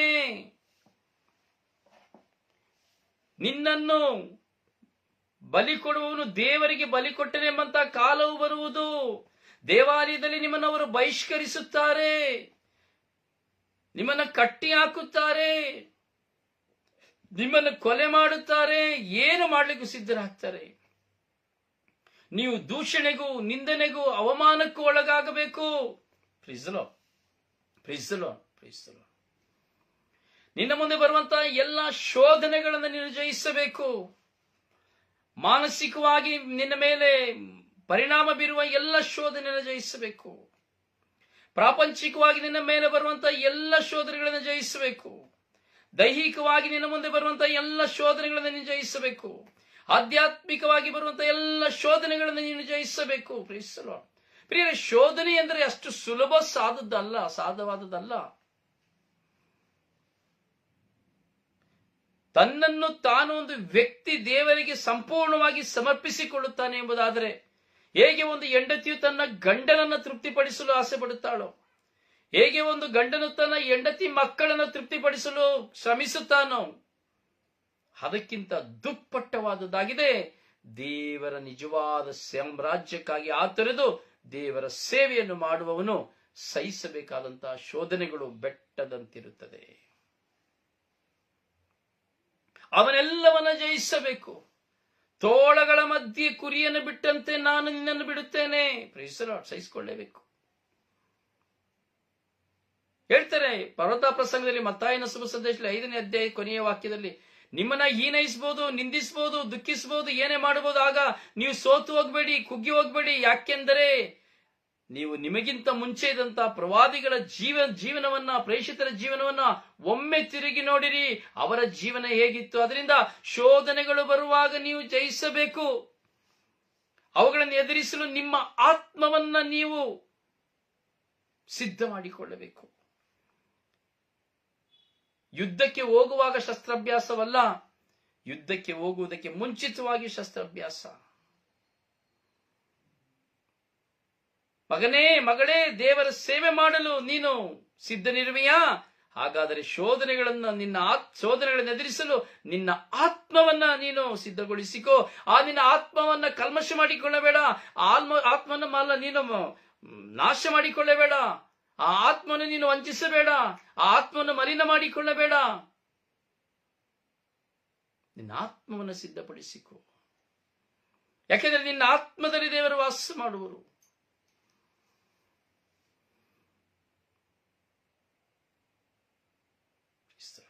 ದೇವರ ಸೇವೆ ಮಾಡುವಿಯಾ? ಹಗಲು ರಾತ್ರಿ ಆ ದೇವರ ಸೇವೆಯನ್ನು ಮಾಡುವಾಗ ನೀನು ಅನುಭವಿಸಬೇಕಾದದ್ದೆಲ್ಲವೂ ನಿನ್ನ ಮುಂದೆ ಇದೆ. ಅದರಿಂದ ನೀನು ದೇವರ ಸೇವೆಗೆ ಹೋಗುವುದಕ್ಕೆ ಮುಂಚಿತವಾಗಿ ಯಾವುದನ್ನು ಚಿಂತಿಸಬೇಡ. ನಡೆದು ಹೋದ ಪ್ರವಾದಿ ಪ್ರೇಷಿತರ ಜೀವಿತವನ್ನು ನೀನು ಚಿಂತಿಸಿ ನೋಡು. ಕೊರಡೆಗಳಿಂದ ಒಡಿಸಿಕೊಂಡರು, ಚರ್ಮವನ್ನು ಸುಲಿಸಿಕೊಂಡರು, ರಾತ್ರಿಯೆಲ್ಲ ಬಾಸುಂಡೆಗಳು, ಕುಡಿಯಲು ನೀರು ಸಿಕ್ಕಲಿಲ್ಲ, ತಿನ್ನಲು ಅನ್ನ ಸಿಕ್ಕಲಿಲ್ಲ, ಒದ್ದುಕೊಳ್ಳಲು ಬಟ್ಟೆ ಸಿಕ್ಕಲಿಲ್ಲ, ಬೆತ್ತಲೆಯಾಗಿ ಸೆರೆಮನೆಗಳಲ್ಲಿ ಮಲಗಿದರು. ಸಂತ ಪೌಲರು ಎಷ್ಟೋ ಕಾಲ, ಸೌಲ ಸೀಲಾಸರು ಎಷ್ಟೋ ಕಾಲ ಬಂಧಿಸಲ್ಪಟ್ಟರು. ಎಷ್ಟು ವೇದನೆಗಳಿಗೆ ಅವರು ಕಾರಣರಾದರು. ಚಾವಡಿಗಳಿಂದ ಪೆಟ್ಟು ತಿಂದರು. ಆಪತ್ತು ವಿಪತ್ತುಗಳು ಅವರಿಗೆ ಎದುರಾಯಿತು. ತತ್ತರಿಸಿದರು, ತಡವರಿಸಿದರು, ಹಸಿವಿನಿಂದಿದ್ದರು, ಏಕಾಂಗಿತನದಲ್ಲಿದ್ದರು, ಅವಿತುಕೊಂಡರು, ಓಡಿ ಹೋದರು, ಬಂಧಿಸಲ್ಪಟ್ಟರು, ಪೆಟ್ಟಿಗೆ ಸಿಕ್ಕಿದರು. ಬೆಂಕಿಗೆ ಆಹುತಿಯಾಗುವ ಸಮಯ, ಕತ್ತಿಗೆ ಆಹುತಿಯಾಗುವ ಸಮಯ, ಶಿರಚ್ಛೇದನದ ಸಮಯ. ಹಲವಾರು ಹೋರಾಟಗಳು ಪ್ರೇಷಿತರ ಮುಂದೆ ಬಂದವು. ಪ್ರವಾದಿಗಳು ಏನನ್ನೂ ಅಷ್ಟು ಅನುಭವಿಸಲಿಲ್ಲ. ದೇವರ ಶಬ್ದವಾಗಿದ್ದರಷ್ಟೇ, ಆದರೆ ಪ್ರೇಷಿತರು ದೇವರ ಶಬ್ದವಾಗಿರಲಿಲ್ಲ, ಅವರು ದೇವರ ಜೀವವೇ ಆಗಿದ್ದರು. ಅವರು ತಮ್ಮ ಜೀವಿತದಲ್ಲಿ ಎಲ್ಲವನ್ನ ಅನುಭವಿಸಿದರು, ಸಂಕಷ್ಟಕ್ಕೀಡಾದರು. ಹಾವುಗಳ ಮಧ್ಯೆ, ಚೇಳುಗಳ ಮಧ್ಯೆ ಬಿಡುತ್ತೇನೆ. ದೇವರ ಸೇವೆಗಾಗಿ ನೀನು ಹೊರಡುತ್ತೀಯ ಅಂದರೆ ನಿನ್ನ ಮುಂದೆ ಹಾವುಗಳಿರುತ್ತದೆ, ಸರ್ಪಗಳಿರುತ್ತದೆ, ಚೇಳುಗಳಿರುತ್ತದೆ. ಹಾವುಗಳ ಮಧ್ಯೆ, ಚೇಳುಗಳ ಮಧ್ಯೆ ಬಿಡುತ್ತೇನೆ ಅಂದ್ರೆ ಏನು ಅರ್ಥ ನೋಡಿ. ಚೇಳು ಕುಟುಕಿದ್ರೆ 24 ಗಂಟೆಗಳ ಕಾಲ ಉರಿ ಸಹಿಸಲಿಕ್ಕೆ ಆಗುವುದಿಲ್ಲ. 24 ಗಂಟೆಗಳು ಸಹಿಸಬೇಕು. ಆದರೆ ದೇವರು ಹೇಳ್ತಾರೆ, ನಿನ್ನ ಚೇಳುಗಳ ಮಧ್ಯೆ ಬಿಡ್ತೇನೆ ಅಂದ್ರೆ ದಿನಾ ನಿನ್ನ ಚೇಳು ಕುಟುಕ್ತಾ ಇರ್ತದೆ. 24 ಗಂಟೆಗಳಲ್ಲಿ ನೀನು ವೇದನೆಗಳಿಗೆ, ದುಃಖಗಳಿಗೆ ನೀನು ಕಾರಣ ಆಗ್ತಾನೆ ಇರಬೇಕು. 24 ಗಂಟೆಗಳ ಕಾಲ ನಿನ್ನ ದೂಷಿಸ್ತಾ ಇರ್ತಾರೆ, ನಿಂದಿಸ್ತಾ ಇರ್ತಾರೆ, ಶಪಿಸ್ತಾ ಇರ್ತಾರೆ, ತೆಗಳ್ತಾ ಇರ್ತಾರೆ. ಇಲ್ಲ ಸಲದ ಅಪವಾದಗಳು ನಿನ್ನ ಮೇಲೆ ಒರೆಸ್ತಾ ಇರ್ತಾರೆ. ನಿನ್ನನ್ನು ಛೀ ಅಂತ ಹೇಳ್ತಾ ಇರ್ತಾರೆ, ತೂ ಅಂತ ಹೇಳ್ತಾರೆ, ಕುಡುಕ ಅಂತ ಹೇಳ್ತಾರೆ, ವ್ಯಭಿಚಾರಿ ಅಂತ ಹೇಳ್ತಾರೆ, ದುಡ್ಡು ಮಾಡಿದ ಅಂತ ಹೇಳ್ತಾರೆ. ನಿಮ್ಮನ್ನ ಸಾಕಷ್ಟು ಎಷ್ಟರ ಮಟ್ಟಿಗೆ ನಿಮ್ಮನ್ನು ತುಳಿಯಬೇಕು ಎಂಬುದಾಗಿ ಒಬ್ಬ ಶತ್ರುವಾದ ಸೈತಾನನ ಪ್ರಚೋದನೆಯಿಂದ ನಿನ್ನ ಜೊತೆ ಇರುವವನು ಅಥವಾ ನಿನ್ನ ಸಹಸೇವಕನು ನಿನ್ನನ್ನು ಎಷ್ಟರ ಮಟ್ಟಿಗೆ ನಿನ್ನನ್ನು ತುಳಿಯಬೇಕೆಂದು ಇಚ್ಛಿಸದನೋ ಅಷ್ಟರ ಮಟ್ಟಿಗೆ ತುಳಿಯುವಾಗ ನಾನು ಆ ತುಳಿತಕ್ಕೆ ಒಳಗಾಗಬೇಕು.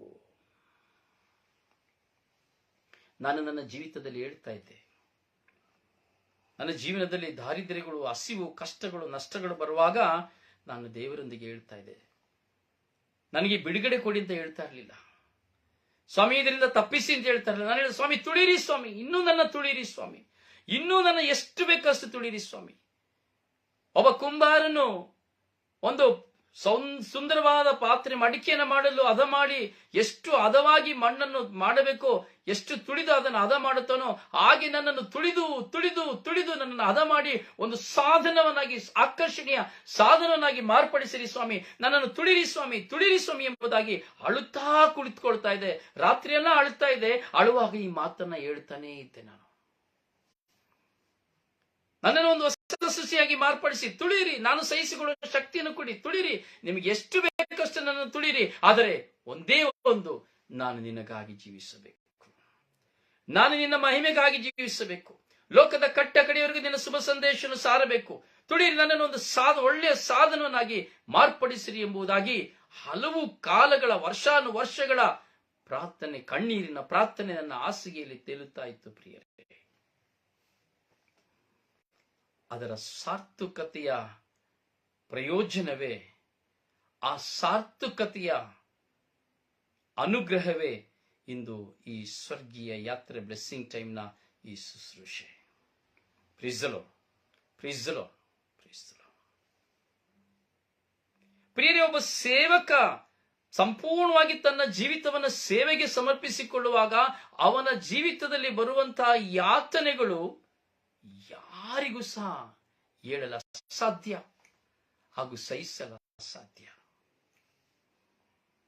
ಈಗ ಚೇಳು ಕುಟುಕಿದಂತೆ ಪ್ರತಿ ಸಾರಿ ನಮ್ಮನ್ನು ಕುಟುಕ್ತಾನೆ ಇರ್ತಾರೆ.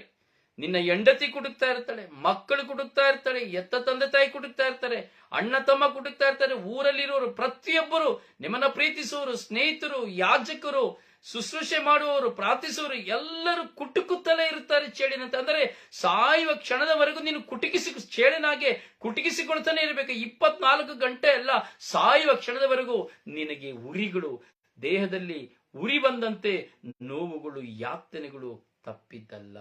ಪ್ರೀಸ್ the Lord, praise the Lord, praise the Lord. ಮಗನೇ, ಮಗಳೇ, ದೇವರ ಸೇವೆಯನ್ನು ಮಾಡಲು ಬಯಸುವಿಯಾ?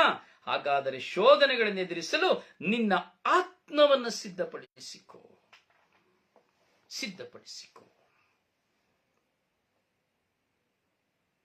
ಹೀಗೆ ಒಬ್ಬ ಸೇವಕ ತನ್ನನ್ನು ಸಿದ್ಧಪಡಿಸಿಕೊಳ್ಳಬೇಕು. ಅವನು ಹಿಂತಿರುಗುವ ಹಾಗೆ ಅಲ್ಲ. ಮತ್ತೊಬ್ಬರು ಬೈದರಿಂದ ಅವನು ಬೈಯಲು ಅಸಾಧ್ಯ, ಬೈಯುವಂತಿಲ್ಲ. ಮತ್ತೊಬ್ಬರು ಹೊಡೆದರೆಂದರೆ ಅವರನ್ನು ಹೊಡೆಯುವುದು ಸಾಧ್ಯವಿಲ್ಲ. ಮೋಸ ಮಾಡಲು ಸಾಧ್ಯವಿಲ್ಲ, ಚೀಮಾರಿ ಮಾಡಲು ಸಾಧ್ಯವಿಲ್ಲ, ದೂಷಣೆ ಮಾಡಲಿಕ್ಕೆ, ನಿಂದನೆ ಮಾಡಲಿಕ್ಕೆ ಸಾಧ್ಯವಾಗುವುದಿಲ್ಲ. ನೋಡಿ, ಹಾವಿದೆ. ಯೇಸು ಹೇಳಿದರು, ವಿಷಸರ್ಪಗಳ ಮಧ್ಯೆ ನಿಮ್ಮನ್ನು ಬಿಡುತ್ತೇನೆ. ನೋಡಿ, ಹಾವಿದೆ. ಹಾವು ಕುಟುಕಿದ್ರೆ ಒಬ್ಬ ಮನುಷ್ಯ ಸತ್ತು ಹೋಗ್ತಾನೆ, ವಿಷ ಬಂದು. ಆದರೆ ಒಬ್ಬ ಸೇವಕನಾಗಿ ದೇವರ ಸೇವೆ ಮಾಡಲು ದೇವ ಸೇವಕನಾಗಿ ಆರಿಸಲ್ಪಡುವಾಗ, ಪ್ರಿಯರೇ, ಇದರಲ್ಲಿ ನಾನು ಒಂದು ವಿಷಯ ಹೇಳ್ತೇನೆ. ದೇವ ಸೇವೆ ಅಂದರೆ ಈ ಲೋಕದಲ್ಲಿ ದೇವರಲ್ಲಿ ಭರವಸೆ ಇಟ್ಟು ದೇವರಲ್ಲಿ ಭಯಭಕ್ತಿಯಿಂದ ಜೀವಿಸುವ ಪ್ರತಿಯೊಬ್ಬ ಪ್ರಾಮಾಣಿಕನು ದೇವರ ಸೇವೆಗೆ ಕರೆ ಹೊಂದಿದವನು. ಇದನ್ನು ಅರ್ಥ ಮಾಡ್ಕೊಳ್ಬೇಕು. ಶುಭ ಸಂದೇಶ ಸಾರವನ್ನು ಮಾತ್ರ ಅಲ್ಲ, ದೇವರಲ್ಲಿ ಭರವಸೆ ಇಟ್ಟು ತನ್ನ ಜೀವನವನ್ನು ದೇವರಿಗೆ ಸಮರ್ಪಿಸಿ ಪ್ರಾಮಾಣಿಕವಾಗಿ ಜೀವಿಸುವ ಪ್ರತಿಯೊಬ್ಬನು ದೈವ ಸೇವಕನು. ಪ್ರೀಸನೋ ಪ್ರೀಸನೋ ಪ್ರೀಸನೋ. ಹೌದು ನನ್ನ ಸಹೋದರ ಸಹೋದರಿ, ನಾವು ಅರಿಯಬೇಕು. ಹೀಗೆ ಹಾವು ಕಚ್ಚಿದ್ರೆ ಒಂದು ಮನುಷ್ಯ ಸತ್ತೋಗ್ತಾನೆ. ಆದರೆ ದೇವರ ಸೇವೆ ಮಾಡುವವನು ದೇವರಲ್ಲಿ ಭರವಸೆ ಇಟ್ಟು ಪ್ರಾಮಾಣಿಕವಾಗಿ ಹಗಲು ರಾತ್ರಿ ದೇವರಲ್ಲೇ ತನ್ನ ಜೀವಿತವನ್ನ ಮುನ್ನಡೆಸಿಕೊಂಡು ಹೋಗುವವನು ಹಾಗೆ ಅಲ್ಲ, ದಿನಾ ಸಾಯ್ತಾನೆ. ದಿನಾ ಕಚ್ಚಲ್ಪಡಬೇಕು ಹಾವಿನಿಂದ, ದಿನಾ ಸಾಯಬೇಕು, ದಿನಾ ಹುಟ್ಟಬೇಕು, ದಿನಾ ಸಾಯಬೇಕು, ದಿನಾ ಹುಟ್ಟಬೇಕು. ಯಾವಾಗ? ನಿತ್ಯ ಮರಣ ಬರುವ ತನಕ. ಪ್ರೀಸಲೋ ಪ್ರೀಸಲೋ ಪ್ರೀಸಲೋ. ಹೌದು ಪ್ರಿಯರೇ, ನಾವು ಅರಿಯಬೇಕು ಮೆಟ್ಟಿಲುಗಳು. ಹಲ್ಲೆಲೂಯಾ. ಹೌದು, ನಮ್ಮ ಜೀವಿತದ ಅನುಭವಗಳು ನಮ್ಮನ್ನು ದೇವರಡೆಗೆ ಕರೆದುಕೊಂಡು ಹೋಗುವಂತ ಮೆಟ್ಟಿಲುಗಳು. ಹೀಗೆ ದಿನಾ ಸಾಯ್ಬೇಕು, ಸಂಜೆ ರಾತ್ರಿ ಆದ್ರೆ ಸಾಯ್ಬೇಕು, ತಿರ್ಗಾ ಹುಟ್ಟಬೇಕು. ಇದನ್ನು ಕುರಿತೇ ದೇವರ ವಾಕ್ಯ ಹೇಳ್ತಾ ಇರೋದು. ಹೀಗೆ ದೇವರ ಸೇವೆ ಮಾಡಲು ಬಯಸುವಿಯಾ? ಇಗೋ ನಿನ್ನ ಮುಂದೆ ಬರುವ ಶೋಧನೆಗಳನ್ನು ಜಯಿಸಲು ನೀ ಸಿದ್ಧನಾಗಿರು. ಮತ್ತೆ ಯೇಸು ಸ್ವಾಮಿ ಹೇಳ್ತಾರೆ, ಕುರಿಗಳ ಮಧ್ಯೆ ತೋಳಗಳ ಮಧ್ಯೆ ತೋಳಗಳ ಮಧ್ಯೆ ಕುರಿಗಳನ್ನು ಬಿಟ್ಟಂತೆ ನಾನು ನಿಮ್ಮನ್ನು ಬಿಡ್ತಾನೆ. ವ್ಯತ್ಯಾಸ ಕಾಣುವುದಿಲ್ಲ. ತೋಳಗಳ ಮಧ್ಯೆ ಕುರಿಗಳನ್ನು ಬಿಡ್ತಾರಂತೆ, ಕ್ರೂರಿಗಳ ಮಧ್ಯೆ, ನಿಷ್ಠುರವಂತರ ಮಧ್ಯೆ, ಶತ್ರುತ್ವ ತುಂಬಿರೋರ ಮಧ್ಯೆ, ಹಗೆ ಸಾಧಿಸುವವರ ಮಧ್ಯೆ, ತುಂಡು ತುಂಡು ಮಾಡುವ ತೋಳಗಳ ಮಧ್ಯೆ ನಿನ್ನನ್ನು ಬಿಡ್ತಾನೆ ಎಂಬುದಾಗಿ ಹೇಳ್ತಾರೆ. ನೋಡಿ, ಆ ತೋಳಗಳ ಮಧ್ಯೆ ಒಂದು ಕುರಿ ಜೀವಿಸಬೇಕು ಅಂದ್ರೆ ಎಷ್ಟು ಕಷ್ಟ ಎಂಬುದಾಗಿ. ಅದಕ್ಕೆ ಹೇಳ್ತಾರೆ, ನೀನು ಸೇವೆ ಮಾಡಲಿಕ್ಕೆ ಬರ್ತಾ ಇದೀಯಾ? ಹಾಗಾದ್ರೆ ಸಿದ್ಧನಾಗು, ನಿನ್ನ ಮುಂದೆ ಬರುವ ಶೋಧನೆ ಜಯಿಸಲು ಸಿದ್ಧನಾಗು. ನಾವು ಬೈಬಲ್ನ ಪುಟ ತೆಗೆದುಕೊಳ್ಳಬೇಕು ಪ್ರಿಯರೇ. ಪ್ರವಾದಿಗಳು ಅನುಭವಿಸಿದ, ಪ್ರೇಷಿತರು ಅನುಭವಿಸಿದಂತ ಮಾತುಗಳನ್ನು ಚಿಂತಿಸಬೇಕು. ಉದಾಹರಣೆಗೆ ನಾವು ತೆಗೆದುಕೊಳ್ಳೋದಾದ್ರೆ, ಪ್ರೇಷಿತರ ಕಾರ್ಯಕಲಾಪಗಳಲ್ಲಿ 14ನೇ ಅಧ್ಯಾಯದಲ್ಲಿ 22ನೇ ವಾಕ್ಯಗಳನ್ನು ನಾವು ನೋಡುವಾಗ ಅಲ್ಲಿ ನಾವು ನೋಡುತ್ತೇವೆ, ಅಲ್ಲಿ ಭಕ್ತಾದಿಗಳನ್ನು ದೃಢಪಡಿಸಿ ವಿಶ್ವಾಸದಲ್ಲಿ ನಿಷ್ಠರಾಗಿರುವಂತೆ ಪ್ರೋತ್ಸಾಹಿಸಿದರು. ಕಷ್ಟ ಸಂಕಷ್ಟಗಳ ಮೂಲಕ ನಾವು ದೇವರ ಸಾಮ್ರಾಜ್ಯವನ್ನು ಪ್ರವೇಶಿಸಬೇಕಾಗಿದೆ ಎಂದು ಬೋಧಿಸಿದರು. ಕಷ್ಟ ಸಂಕಷ್ಟಗಳ ಮೂಲಕ ಮಾತ್ರ ದೇವರ ಸಾಮ್ರಾಜ್ಯವನ್ನು ನಾವು ಪ್ರವೇಶಿಸಲು ಸಾಧ್ಯ. ಆದ್ದರಿಂದ ಪ್ರಾರ್ಥನೆ, ಉಪವಾಸ ಮಾಡಿ ತಾವು ಅಚಲವಾಗಿ ನಂಬಿದ್ದ ಪ್ರಭುವಿಗೆ ನಿಮ್ಮನ್ನು ಒಪ್ಪಿಸಿಕೊಡಿ. ಪ್ರಿಯರೇ, ಈ ಸಂಕಟ ಶೋಧನೆಗಳು ನಮ್ಮ ಜೀವಿತದಲ್ಲಿ ದುಪ್ಪಟ್ಟವಾಗಿ ಬೆಟ್ಟದಂತೆ ಬರುತ್ತದೆ. ದೇವರಲ್ಲಿ ಭರವಸೆ ಇಟ್ಟು ನಾವು ದೈವ ಸೇವೆಯನ್ನು ಮಾಡುವಾಗ, ದೇವರ ಸಾಮ್ರಾಜ್ಯವನ್ನು ಸಾರುವವರನ್ನು ನಾವು ನೋಡುವಾಗ ನೋಡ್ತೇವೆ. ಹಲವಾರು ಜನ ದೇವರ ಸಾಮ್ರಾಜ್ಯವನ್ನು ಸಾರುವುದನ್ನು ನಾವು ನೋಡ್ತೇವೆ. ಕೆಲವರು ಐಷಾರಾಮಿಯಾಗಿ ದೇವರ ಸಾಮ್ರಾಜ್ಯವನ್ನು ಸಾರ್ತಾರೆ, ಕೆಲವರು ತಮ್ಮ ಶ್ರೀಮಂತಿಕೆಯಲ್ಲಿ ದೇವರ ಸಾಮ್ರಾಜ್ಯವನ್ನು ಸಾರ್ತಾರೆ, ಕೆಲವರು ತಾವು ಪಡೆದುಕೊಂಡಂತ ಡಾಕ್ಟರೇಟು ಅಥವಾ ಯಾಜಕತ್ವನು ಯಾವುದೋ ಒಂದು ಅದರ ಮೂಲಕವಾಗಿ ಸಾಮ್ರಾಜ್ಯವನ್ನು ಸಾರ್ತಾರೆ. ಇನ್ನು ಕೆಲವರು ಯಾವ ಅನುಭವವಿಲ್ಲದೆ ದೈವ ಪ್ರೇಮಗಳಿದೆ. ಇಲ್ಲಿಯೂ ಸಹ ವ್ಯತ್ಯಾಸಗಳಿದೆ. ಹೀಗೆ ದೇವರ ಸಾಮ್ರಾಜ್ಯವನ್ನು ಸಾರುವಾಗ ನಾನು ಯೇಸು ಕ್ರಿಸ್ತನಾಗಿಯೇ ಬದಲಾವಣೆ ಆಗಬೇಕು ಎಂಬುದೇ ಈ ವಾಕ್ಯದ ಅರ್ಥ. ನೀನು ಶೋಧನೆಗಳನ್ನು ಜಯಿಸಲು ನಿನ್ನ ಹೃದಯವನ್ನು ಸಿದ್ಧಪಡಿಸಿಕೊ, ನಿನ್ನ ಆತ್ಮವನ್ನು ಸಿದ್ಧಪಡಿಸಿಕೊ. ಪ್ರಭು ಯೇಸು ಕ್ರಿಸ್ತರಂತೆಯೇ ನಾನು ಜೀವಿಸಬೇಕೆಂಬುದು, ಪ್ರಭು ಯೇಸು ಕ್ರಿಸ್ತರಂತೆಯೇ ನಾನು ಸೇವೆ ಮಾಡಬೇಕೆಂಬುದು. ಯೇಸು ಸ್ವಾಮಿನ ನೋಡಿ, ಹುಚ್ಚ ಅಂದ್ರು, ಹೊಟ್ಟೆಬಾಕ ಅಂದ್ರು, ಪಾಪಿಗಳ ಸಂಗಡ ಸ್ನೇಹಿತ ಅಂತ ಹೇಳಿದ್ರು, ಉಗಿದ್ರು, ಒಡೆದ್ರು, ಬೆತ್ತಲೆ ಮಾಡಿದ್ರು, ಎಳ್ಕೊಂಡೋದ್ರು, ನಾಯಿ ಎಳ್ಕೊಂಡೋಗಿ ದರ ಎಳ್ಕೊಂಡೋದ್ರು, ಮೊಳೆಗಳಿಂದ ಓಡಿದ್ರು, ನೇತಾಕಿದ್ರು, ಏನೂ ಮಾತಾಡಲಿಲ್ಲ, ಯಾರನ್ನೂ ಶಪಿಸಲಿಲ್ಲ, ಯಾರನ್ನೂ ದೂಷಿಸಲಿಲ್ಲ, ಯಾವ ಸಭೆ ಕರೀಲಿಲ್ಲ, ಯಾರಿಗೆ ಕಂಪ್ಲೇಂಟ್ ಕೊಡ್ಲಿಲ್ಲ. ಅಯ್ಯೋ ಬನ್ನಿ, ನಾನು ನಿಮಗೆ ಕಣ್ಣು ಕೊಟ್ಟನಲ್ಲ, ಬನ್ನಿ, ನಾನು ನಿಮಗೆ ಕಿವಿ ಕೇಳುವಾಗೆ ಮಾಡಿದ್ನಲ್ಲ, ಬನ್ನಿ, ನಾನು ನಿಮಗೆ ಕಾಲು ಬರುವಾಗೆ ಮಾಡಿದ್ನಲ್ಲ, ಬನ್ನಿ, ನಿಮಗೆ ಜೀವ ಕೊಟ್ಟನಲ್ಲ, ಬನ್ನಿ, ಎಷ್ಟೋ ರೋಗಗಳನ್ನ ಗುಣಪಡಿಸಿದ್ನಲ್ಲ, ಬನ್ನಿ ಬನ್ನಿ, ನೀವು ಕೇಳಲಿಕ್ಕೆ ಬನ್ನಿ, ನೋಡಿ ನನ್ನ ಹಿಂಸಿಸ್ತಾ ಇದ್ದಾರೆ, ನನ್ನ ಹೊಡಿತಾ ಇದ್ದಾರೆ. ಒಂದು ಮಾತನ್ನ ಪ್ರಭು ಯೇಸು ಹೇಳಲಿಲ್ಲ. ಯಾಕೆಂದ್ರೆ ಇದೇ ವಾಕ್ಯ ಯೇಸು ಸ್ವಾಮಿಯನ್ನು ಬಲಪಡಿಸಿದಂತಹ ವಾಕ್ಯ. ಇದೇ ಸಿರಾಕನ ವಾಕ್ಯ ಯೇಸು ಸ್ವಾಮಿಯನ್ನ ಬಲಪಡಿಸಿದಂತಹ ವಾಕ್ಯ. Praise the Lord. Hallelujah, hallelujah. ಮಗನೇ, ದೇವರ ಸೇವೆ ಮಾಡಲು ಬಯಸುವಿಯಾ? ಹಾಗಾದರೆ ಶೋಧನೆಗಳನ್ನು ಎದುರಿಸಲು ನಿನ್ನ ಆತ್ಮವನ್ನ ಸಿದ್ಧಪಡಿಸಿಕೋ.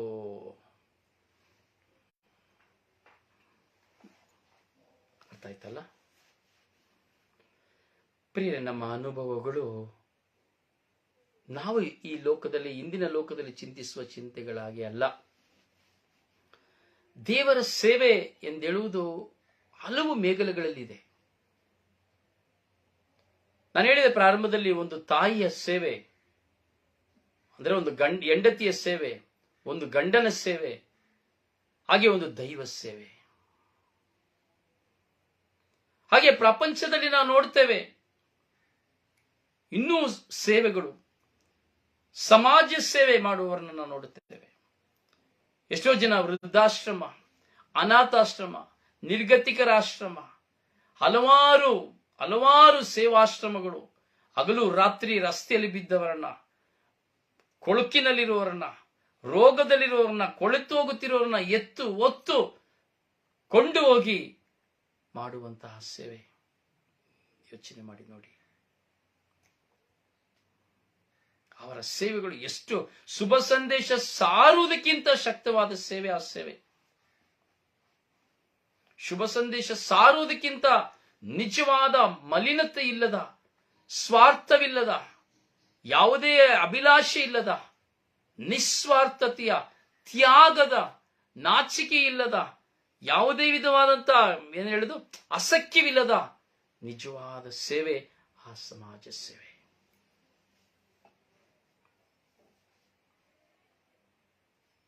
ಏನೆಲ್ಲ ಮದರ್ ತೆರೇಸಾ ಅವರ ಜೀವಿತದಲ್ಲಿ ನಾವು ನೋಡುವಾಗ ನೋಡಿ, ಎಷ್ಟು ಹಿಂಸೆ ಕಷ್ಟವನ್ನು, ವ್ಯಭಿಚಾರಿ ಎಂಬ ಪಟ್ಟವನ್ನು ಪಡ್ಕೊಂಡ್ರು. ವ್ಯಭಿಚಾರಿ ಎಂಬುದಾಗಿ ಅವರ ಸಭೆಯವರೇ ಅವರನ್ನು ಹೊರಗೆ ಹಾಕಿದ್ರು. ಆದರೆ ಲೋಕವೇ ಅವರನ್ನು ಸ್ವೀಕರಿಸಿತು. ಇಂದಿಗೂ ಮದರ್ ತೆರೇಸಾ ಸಂಸ್ಥೆಯನ್ನು ನಾವು ನೋಡುತ್ತೇವೆ, ಇಡೀ ಸೇವೆ ಮಾಡುವುದರಲ್ಲಿ ಮೊದಲನೆಯ ಪಾತ್ರ. ಅವರ ಜೀವಿತದಲ್ಲಿ ಎಷ್ಟು ಹಗಲು ರಾತ್ರಿ ದೇವರ ಸೇವೆಯಲ್ಲಿ ನಿರತರಾದರು. ಆ ಸೇವೆಯನ್ನ ಅವರು ಬಡವರ ಮೇಲೆ ಅಮೂಲ್ಯವಾದವರು ಎಂದು ಕೊಂಡು ತಂದು ಸೇವೆ ಮಾಡಿದರು. ಯೋಚನೆ ಮಾಡಿ, ಎಷ್ಟು ದೊಡ್ಡ ಸೇವೆ. ಯೋಚನೆ ಮಾಡಿ ನೋಡಿ, ಸೇವೆಗಳಲ್ಲಿ ನಾವು ಮೇಘಲೆಗಳಿದೆ, ಅದನ್ನು ನೋಡಬೇಕು. ಪ್ರತಿಯೊಂದು ಸೇವೆಯು ಅಮೂಲ್ಯವಾದಂತಹ ಸೇವೆ. ಅದು ದೇವರಲ್ಲಿ ಭರವಸೆ ಉಳ್ಳವನಿಗೆ ಮಾತ್ರ ಈ ಸೇವೆಗಳನ್ನು ಮಾಡಲಿಕ್ಕೆ ಸಾಧ್ಯ. ಅಲ್ಲದಿದ್ದರೆ ಖಂಡಿತವಾಗಿಯೂ ಈ ಸೇವೆಗಳನ್ನು ಮಾಡಲಿಕ್ಕೆ ಸಾಧ್ಯವಿಲ್ಲ. ಹೌದು ಪ್ರಿಯರೇ, ನಮ್ಮ ಮುಂದೆ ಬರುವ ಯಾವ ಸೇವೆ ಆದರೂ, ನಮ್ಮ ಮುಂದೆ ಬರುವ ದೂಷಣೆ, ನಿಂದನೆ ಏನೇ ಬಂದರೂ ಮುಂದಿಟ್ಟ ಹೆಜ್ಜೆಯನ್ನ ಹಿಂದಿಡದೆ ನಾವು ಆ ಸೇವೆಗಳನ್ನ ಪ್ರಾಮಾಣಿಕವಾಗಿ ನಾವು ಮಾಡಿಕೊಂಡು ಹೋಗಬೇಕು. ಆ ಪ್ರಾಮಾಣಿಕತೆಯ ಸೇವೆ ನಮ್ಮ ಜೀವಿತಕ್ಕೆ ಅನುಗ್ರಹವು, ಆಶೀರ್ವಾದವಾಗಿದೆ. ಅದೇ ಪ್ರೇಷಿತ ಸೇವೆ, ಪ್ರವಾದಿ ಸೇವೆ, ಶುಶ್ರೂಷೆ, ದೇವರ ಸೇವೆ. ಅದರಿಂದ ಪ್ರಿಯರೇ, ನಾವು ಧ್ಯಾನಿಸ್ತಾ ಇದ್ದೇವೆ. ನಾವು ಧ್ಯಾನಿಸುವಂತಹ ಈ ಸೇವಾ ಮನೋಭಾವಗಳನ್ನ ನಾವು ನೋಡಬೇಕು. ಒಬ್ಬೊಬ್ಬರು ಅನುಭವಿಸಿ ನೋಡಿ, 12 ಜನ ಪ್ರೇಷಿತರು ತಮ್ಮ ಸೇವೆಯಲ್ಲಿ ತೊಡಗಿಕೊಳ್ಳುವಾಗ ಅವರೆಲ್ಲರೂ ಹತ್ಯೆಗೈಯಲ್ಪಟ್ಟರು, ಕೊಲೆ ಮಾಡಲ್ಪಟ್ಟರು. ಭಯಂಕರವಾಗಿ ಅವರು ಕೊಲೆ ಮಾಡಲ್ಪಟ್ಟರು. ಅವರ ಮುಂದೆ ಆ ಮರಣ ಬರುವಾಗ ಮರಣಕ್ಕೆ ಅವರು ಎದುರುಕೊಳ್ಳಲೇ ಇಲ್ಲ. ಆ ಶೋಧನೆಗಳನ್ನು ಜಯಿಸಲಿಕ್ಕೆ ಅವರು ಸಿದ್ಧರಾದರು. ಅವರ ಆತ್ಮನ ಕಳೆದುಕೊಳ್ಳೇ ಇಲ್ಲ. ಯಾರಿಗೂ ಶರಣಾಗ್ಲಿಲ್ಲ, ಯಾರಿಗೂ ಗುಲಾಮರಾಗ್ಲಿಲ್ಲ. ನನ್ನ ಬಿಟ್ಟುಬಿಡಿ ಎಂಬುದಾಗಿ ಹೇಳಿಲ್ಲ, ಸದಾ ಸಿದ್ಧನಾಗಿದ್ದೇನೆ ಎಂಬುದಾಗಿ ಹೇಳಿದರು. ಹೌದು ನನ್ನ ಸಹೋದರ ಸಹೋದರಿ, ಹಾಗೆ ನಾವು ಇನ್ನೊಂದು ಸೇವೆಯನ್ನು ನಾವು ನೋಡುತ್ತೇವೆ ಎಂಬುದಾದರೆ ಮಕ್ಕಳ ಸೇವೆ. ತನ್ನ ಎತ್ತ ತಂದೆ ತಾಯಿಯನ್ನ ಪ್ರಾಮಾಣಿಕವಾಗಿ ಪ್ರೀತಿಯಿಂದ ಗೌರವದಿಂದ ಅವರನ್ನ ಸಾಯುವ ತನಕ ಸಾಕಿ ಸಲಹುವಂತ ಸೇವೆ. ವಾಚಾಳಿ ಹೆಂಡತಿಯಾಗಿ ಒಬ್ಬಳು ಪತ್ನಿಯಾದವಳು ಮನೆಗೆ ಬಂದರು, ಅವಳನ್ನ ಜಯಿಸಿಕೊಂಡು ಮುತ್ತು ಕೊಡುವವಳು ಬಂದಾಗ ತುತ್ತು ಕೊಡುವವರನ್ನ ಬಿಡದೆ, ಆ ತುತ್ತು ಕೊಟ್ಟವರನ್ನ ಮರೆಯದೆ, ತನ್ನ ಹೆಂಡತಿಯ ಗುಲಾಮನಾಗಿ ಜೀವಿಸದೆ, ತನ್ನ ಹೆಂಡತಿಯ ಕೈ ಕೆಲಸಗಾರನಾಗಿ ಜೀವಿಸದೆ, ತನ್ನ ಎತ್ತವರನ್ನ ಸಾಕಿ ಸಲಹುವಂತಹ ಆಶೀರ್ವಾದಕರವಾದ ಸೇವೆ. ತೆಗೆದುಕೊಂಡು ಹೋಗಿ ವೃದ್ಧಾಶ್ರಮದಲ್ಲಿ ಬಿಟ್ಟು ಬಿಡ್ತಾ ಇದ್ದಾರೆ. ಇವತ್ತು ಊಟ ಸಿಕ್ಲಿಲ್ಲ, ಊಟ ಕೊಡ್ತಾ ಇಲ್ಲ, ಮಗಳು ಸೊಸೆ ಎಂಬುದಾಗಿ ಭಿಕ್ಷೆ ಬೇಡ್ತಾ ಇದ್ದಾರೆ. ರಸ್ತೆ ಬದಿಗಳಲ್ಲಿ ಬಿದ್ದುಕೊಂಡಿದ್ದಾರೆ, ಪ್ಲಾಟ್ಫಾರ್ಮ್ಗಳಲ್ಲಿ ಬಿದ್ದುಕೊಂಡಿದ್ದಾರೆ, ರೈಲ್ವೆ ಸ್ಟೇಷನ್ ಬಿದ್ದುಕೊಂಡಿದ್ದಾರೆ, ಆಶ್ರಮಗಳಲ್ಲಿ ಬಿದ್ದುಕೊಂಡಿದ್ದಾರೆ. ಊಟ ಇಲ್ಲ, ಬಟ್ಟೆ ಇಲ್ಲ, ಚಳಿಯಲ್ಲಿ ನಡುಗಲು ನಡುಗುತ್ತಾ ಇದ್ದಾರೆ. ಒಂದು ಬೆಡ್ಶೀಟ್ ಇಲ್ಲ, ಕಂಬಳಿ ಇಲ್ಲ, ಒಂದು ಒಳ್ಳೆಯ ವಸ್ತ್ರವಿಲ್ಲ, ಹರಿದು ಹೋಗಿದೆ. ಇಂತಹ ಒಂದು ಸನ್ನಿವೇಶಕ್ಕೆ ತನ್ನ ತಂದೆ ತಾಯಿಯನ್ನ ತಳ್ಳಿ ಬಿಡುವವನೋ ಹಗಲಲ್ಲೇ ಬಾಡಿ ಹೋಗುವ ಎಲೆಯಂತಾಗಿ ಹೋಗುವನು, ಹಗಲಿನಲ್ಲಿಯೇ ಆರಿ ಹೋಗುವ ದೀಪದಂತಾಗಿ ಹೋಗುವನು. ಹಾಗೆ ತನ್ನ ತಂದೆ ತಾಯಿಯನ್ನ ಸಾಯುವ ತನಕ ಶುಶ್ರೂಷೆ ಮಾಡುವ ಸೇವೆ ಇನ್ನೂ ಮಹತ್ತರವಾದಂತಹ ಸೇವೆ. ಅಲ್ಲಿ ಹೆಂಡತಿಯಿಂದ ಎಷ್ಟೇ ಶೋಧನೆಗಳು ಬರಬಹುದು, ಎಷ್ಟೇ ಹೋರಾಟಗಳು ಬರ್ಬೋದು, ಅವಳು ನಿನಗೆ ದೇಹ ಕೊಡದೇ ಇರಬಹುದು, ಊಟ ಕೊಡದೇ ಇರಬಹುದು, ನಿನ್ನ ಸೇವೆಯನ್ನು ನೀನು ಮಾಡಬೇಕು. ಐದನೆಯ ಸೇವೆಯನ್ನು ನಾವು ನೋಡುತ್ತೇವೆ, ದೇಶ ಸೇವೆ ಎಂಬುದಾಗಿ ನಾವು ನೋಡುತ್ತೇವೆ. ಆಳುವವರು ಅಧಿಕಾರಿಗಳ ಸೇವೆ. ಇವತ್ತು ಈ ಆಳುವವರ ಅಧಿಕಾರಿಗಳ ಸೇವೆ ಅಂದರೆ ನನಗೆ ಗೊತ್ತಿಲ್ಲ, ತೀರ್ಪು ಕೊಡಲು ನಾನ್ಯಾರು ಗೊತ್ತಿಲ್ಲ.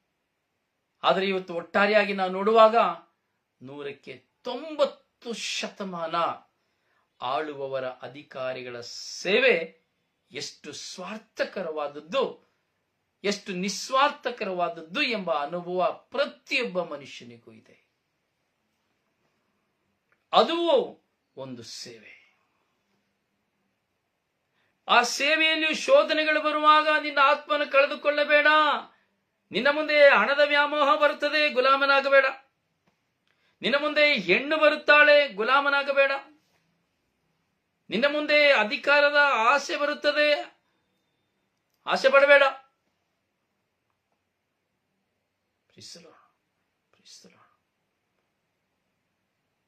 ಹೆಣ್ಣು, ಗುಂಡು, ಹಣ, ಈ ಮೂರುಗಳಿಗೆ ಸೋತು ಹೋಗಬೇಡ. ಯಾಕಂದ್ರೆ ದೇವರು ನಿನಗೆ ಸೇವೆಗಾಗಿ ಕರೆದಿದ್ದಾರೆ. ಒಂದು ಒಳ್ಳೆಯ ಪ್ರಧಾನಮಂತ್ರಿಯಾಗಿ, ಒಳ್ಳೆಯ ರಾಷ್ಟ್ರಪತಿಯಾಗಿ, ಒಬ್ಬ ಒಳ್ಳೆಯ ಸಭಾಪಾಲಕನಾಗಿ, MP ಆಗಿ, MLA ಆಗಿ, ಅಥವಾ ಮಂಡಲ್ ಪಂಚಾಯತ್, ಜಿಲ್ಲಾ ಪಂಚಾಯತ್, ತಾಲೂಕು, ಹೋಬಳಿ, ಎಲ್ಲಿಯೇ ಒಂದು ಸ್ಥಾನವನ್ನು ನಿನಗೆ ದೇವರು ಕೊಟ್ಟಿದ್ದಾರೆ. ಪ್ರಜೆಗಳನ್ನ ಸಲಹುವುದಕ್ಕೂ ಅವರ ಅವಶ್ಯಕತೆಗಳನ್ನ ಪೂರೈಸುವುದಕ್ಕೂ. ಆದರೆ ಅವೆಲ್ಲವನ್ನ ಕುಡಿದು ತಿಂದು ತೇಗಿ ಕೊಳ್ಳೆ ಹೊಡೆಯುವಾಗ ಅದು ಸೇವೆಯಲ್ಲ, ಅದು ಶಾಪ. ಪ್ರೇರೆ, ಹೀಗೆ 5 ಬಗೆಯ ಸೇವೆಯನ್ನ ನಾವು ಈ ವಾಕ್ಯದಲ್ಲಿ ಧ್ಯಾನಿಸಬಹುದು. ಹೌದು ಪ್ರಿಯರೇ, 5 ಬಗೆಯ ಸೇವೆ. ಸಮಯ ಮುಗಿದು ಹೋಯಿತು, ತೊಂದರೆ ಇಲ್ಲ, ನಾವು ಧ್ಯಾನಿಸುವ. ಅದರಿಂದ ಪ್ರಿಯರೇ, ವಾಕ್ಯ ನನ್ನನ್ನು, ನಿಮ್ಮನ್ನು, ಪ್ರತಿಯೊಬ್ಬರನ್ನು ಕುರಿತು ಹೇಳುತ್ತಾ ಇದೆ. ಮಗನೇ, ಮಗಳೇ, ಸೇವೆ ಮಾಡಬೇಕೆಂದು ಬಯಸುವೆಯಾ? ಹಾಗಾದರೆ ಶೋಧನೆಗಳನ್ನು ಎದುರಿಸಲು ನಿನ್ನ ಆತ್ಮವನ್ನ ಸಿದ್ಧಪಡಿಸಿಕೋ.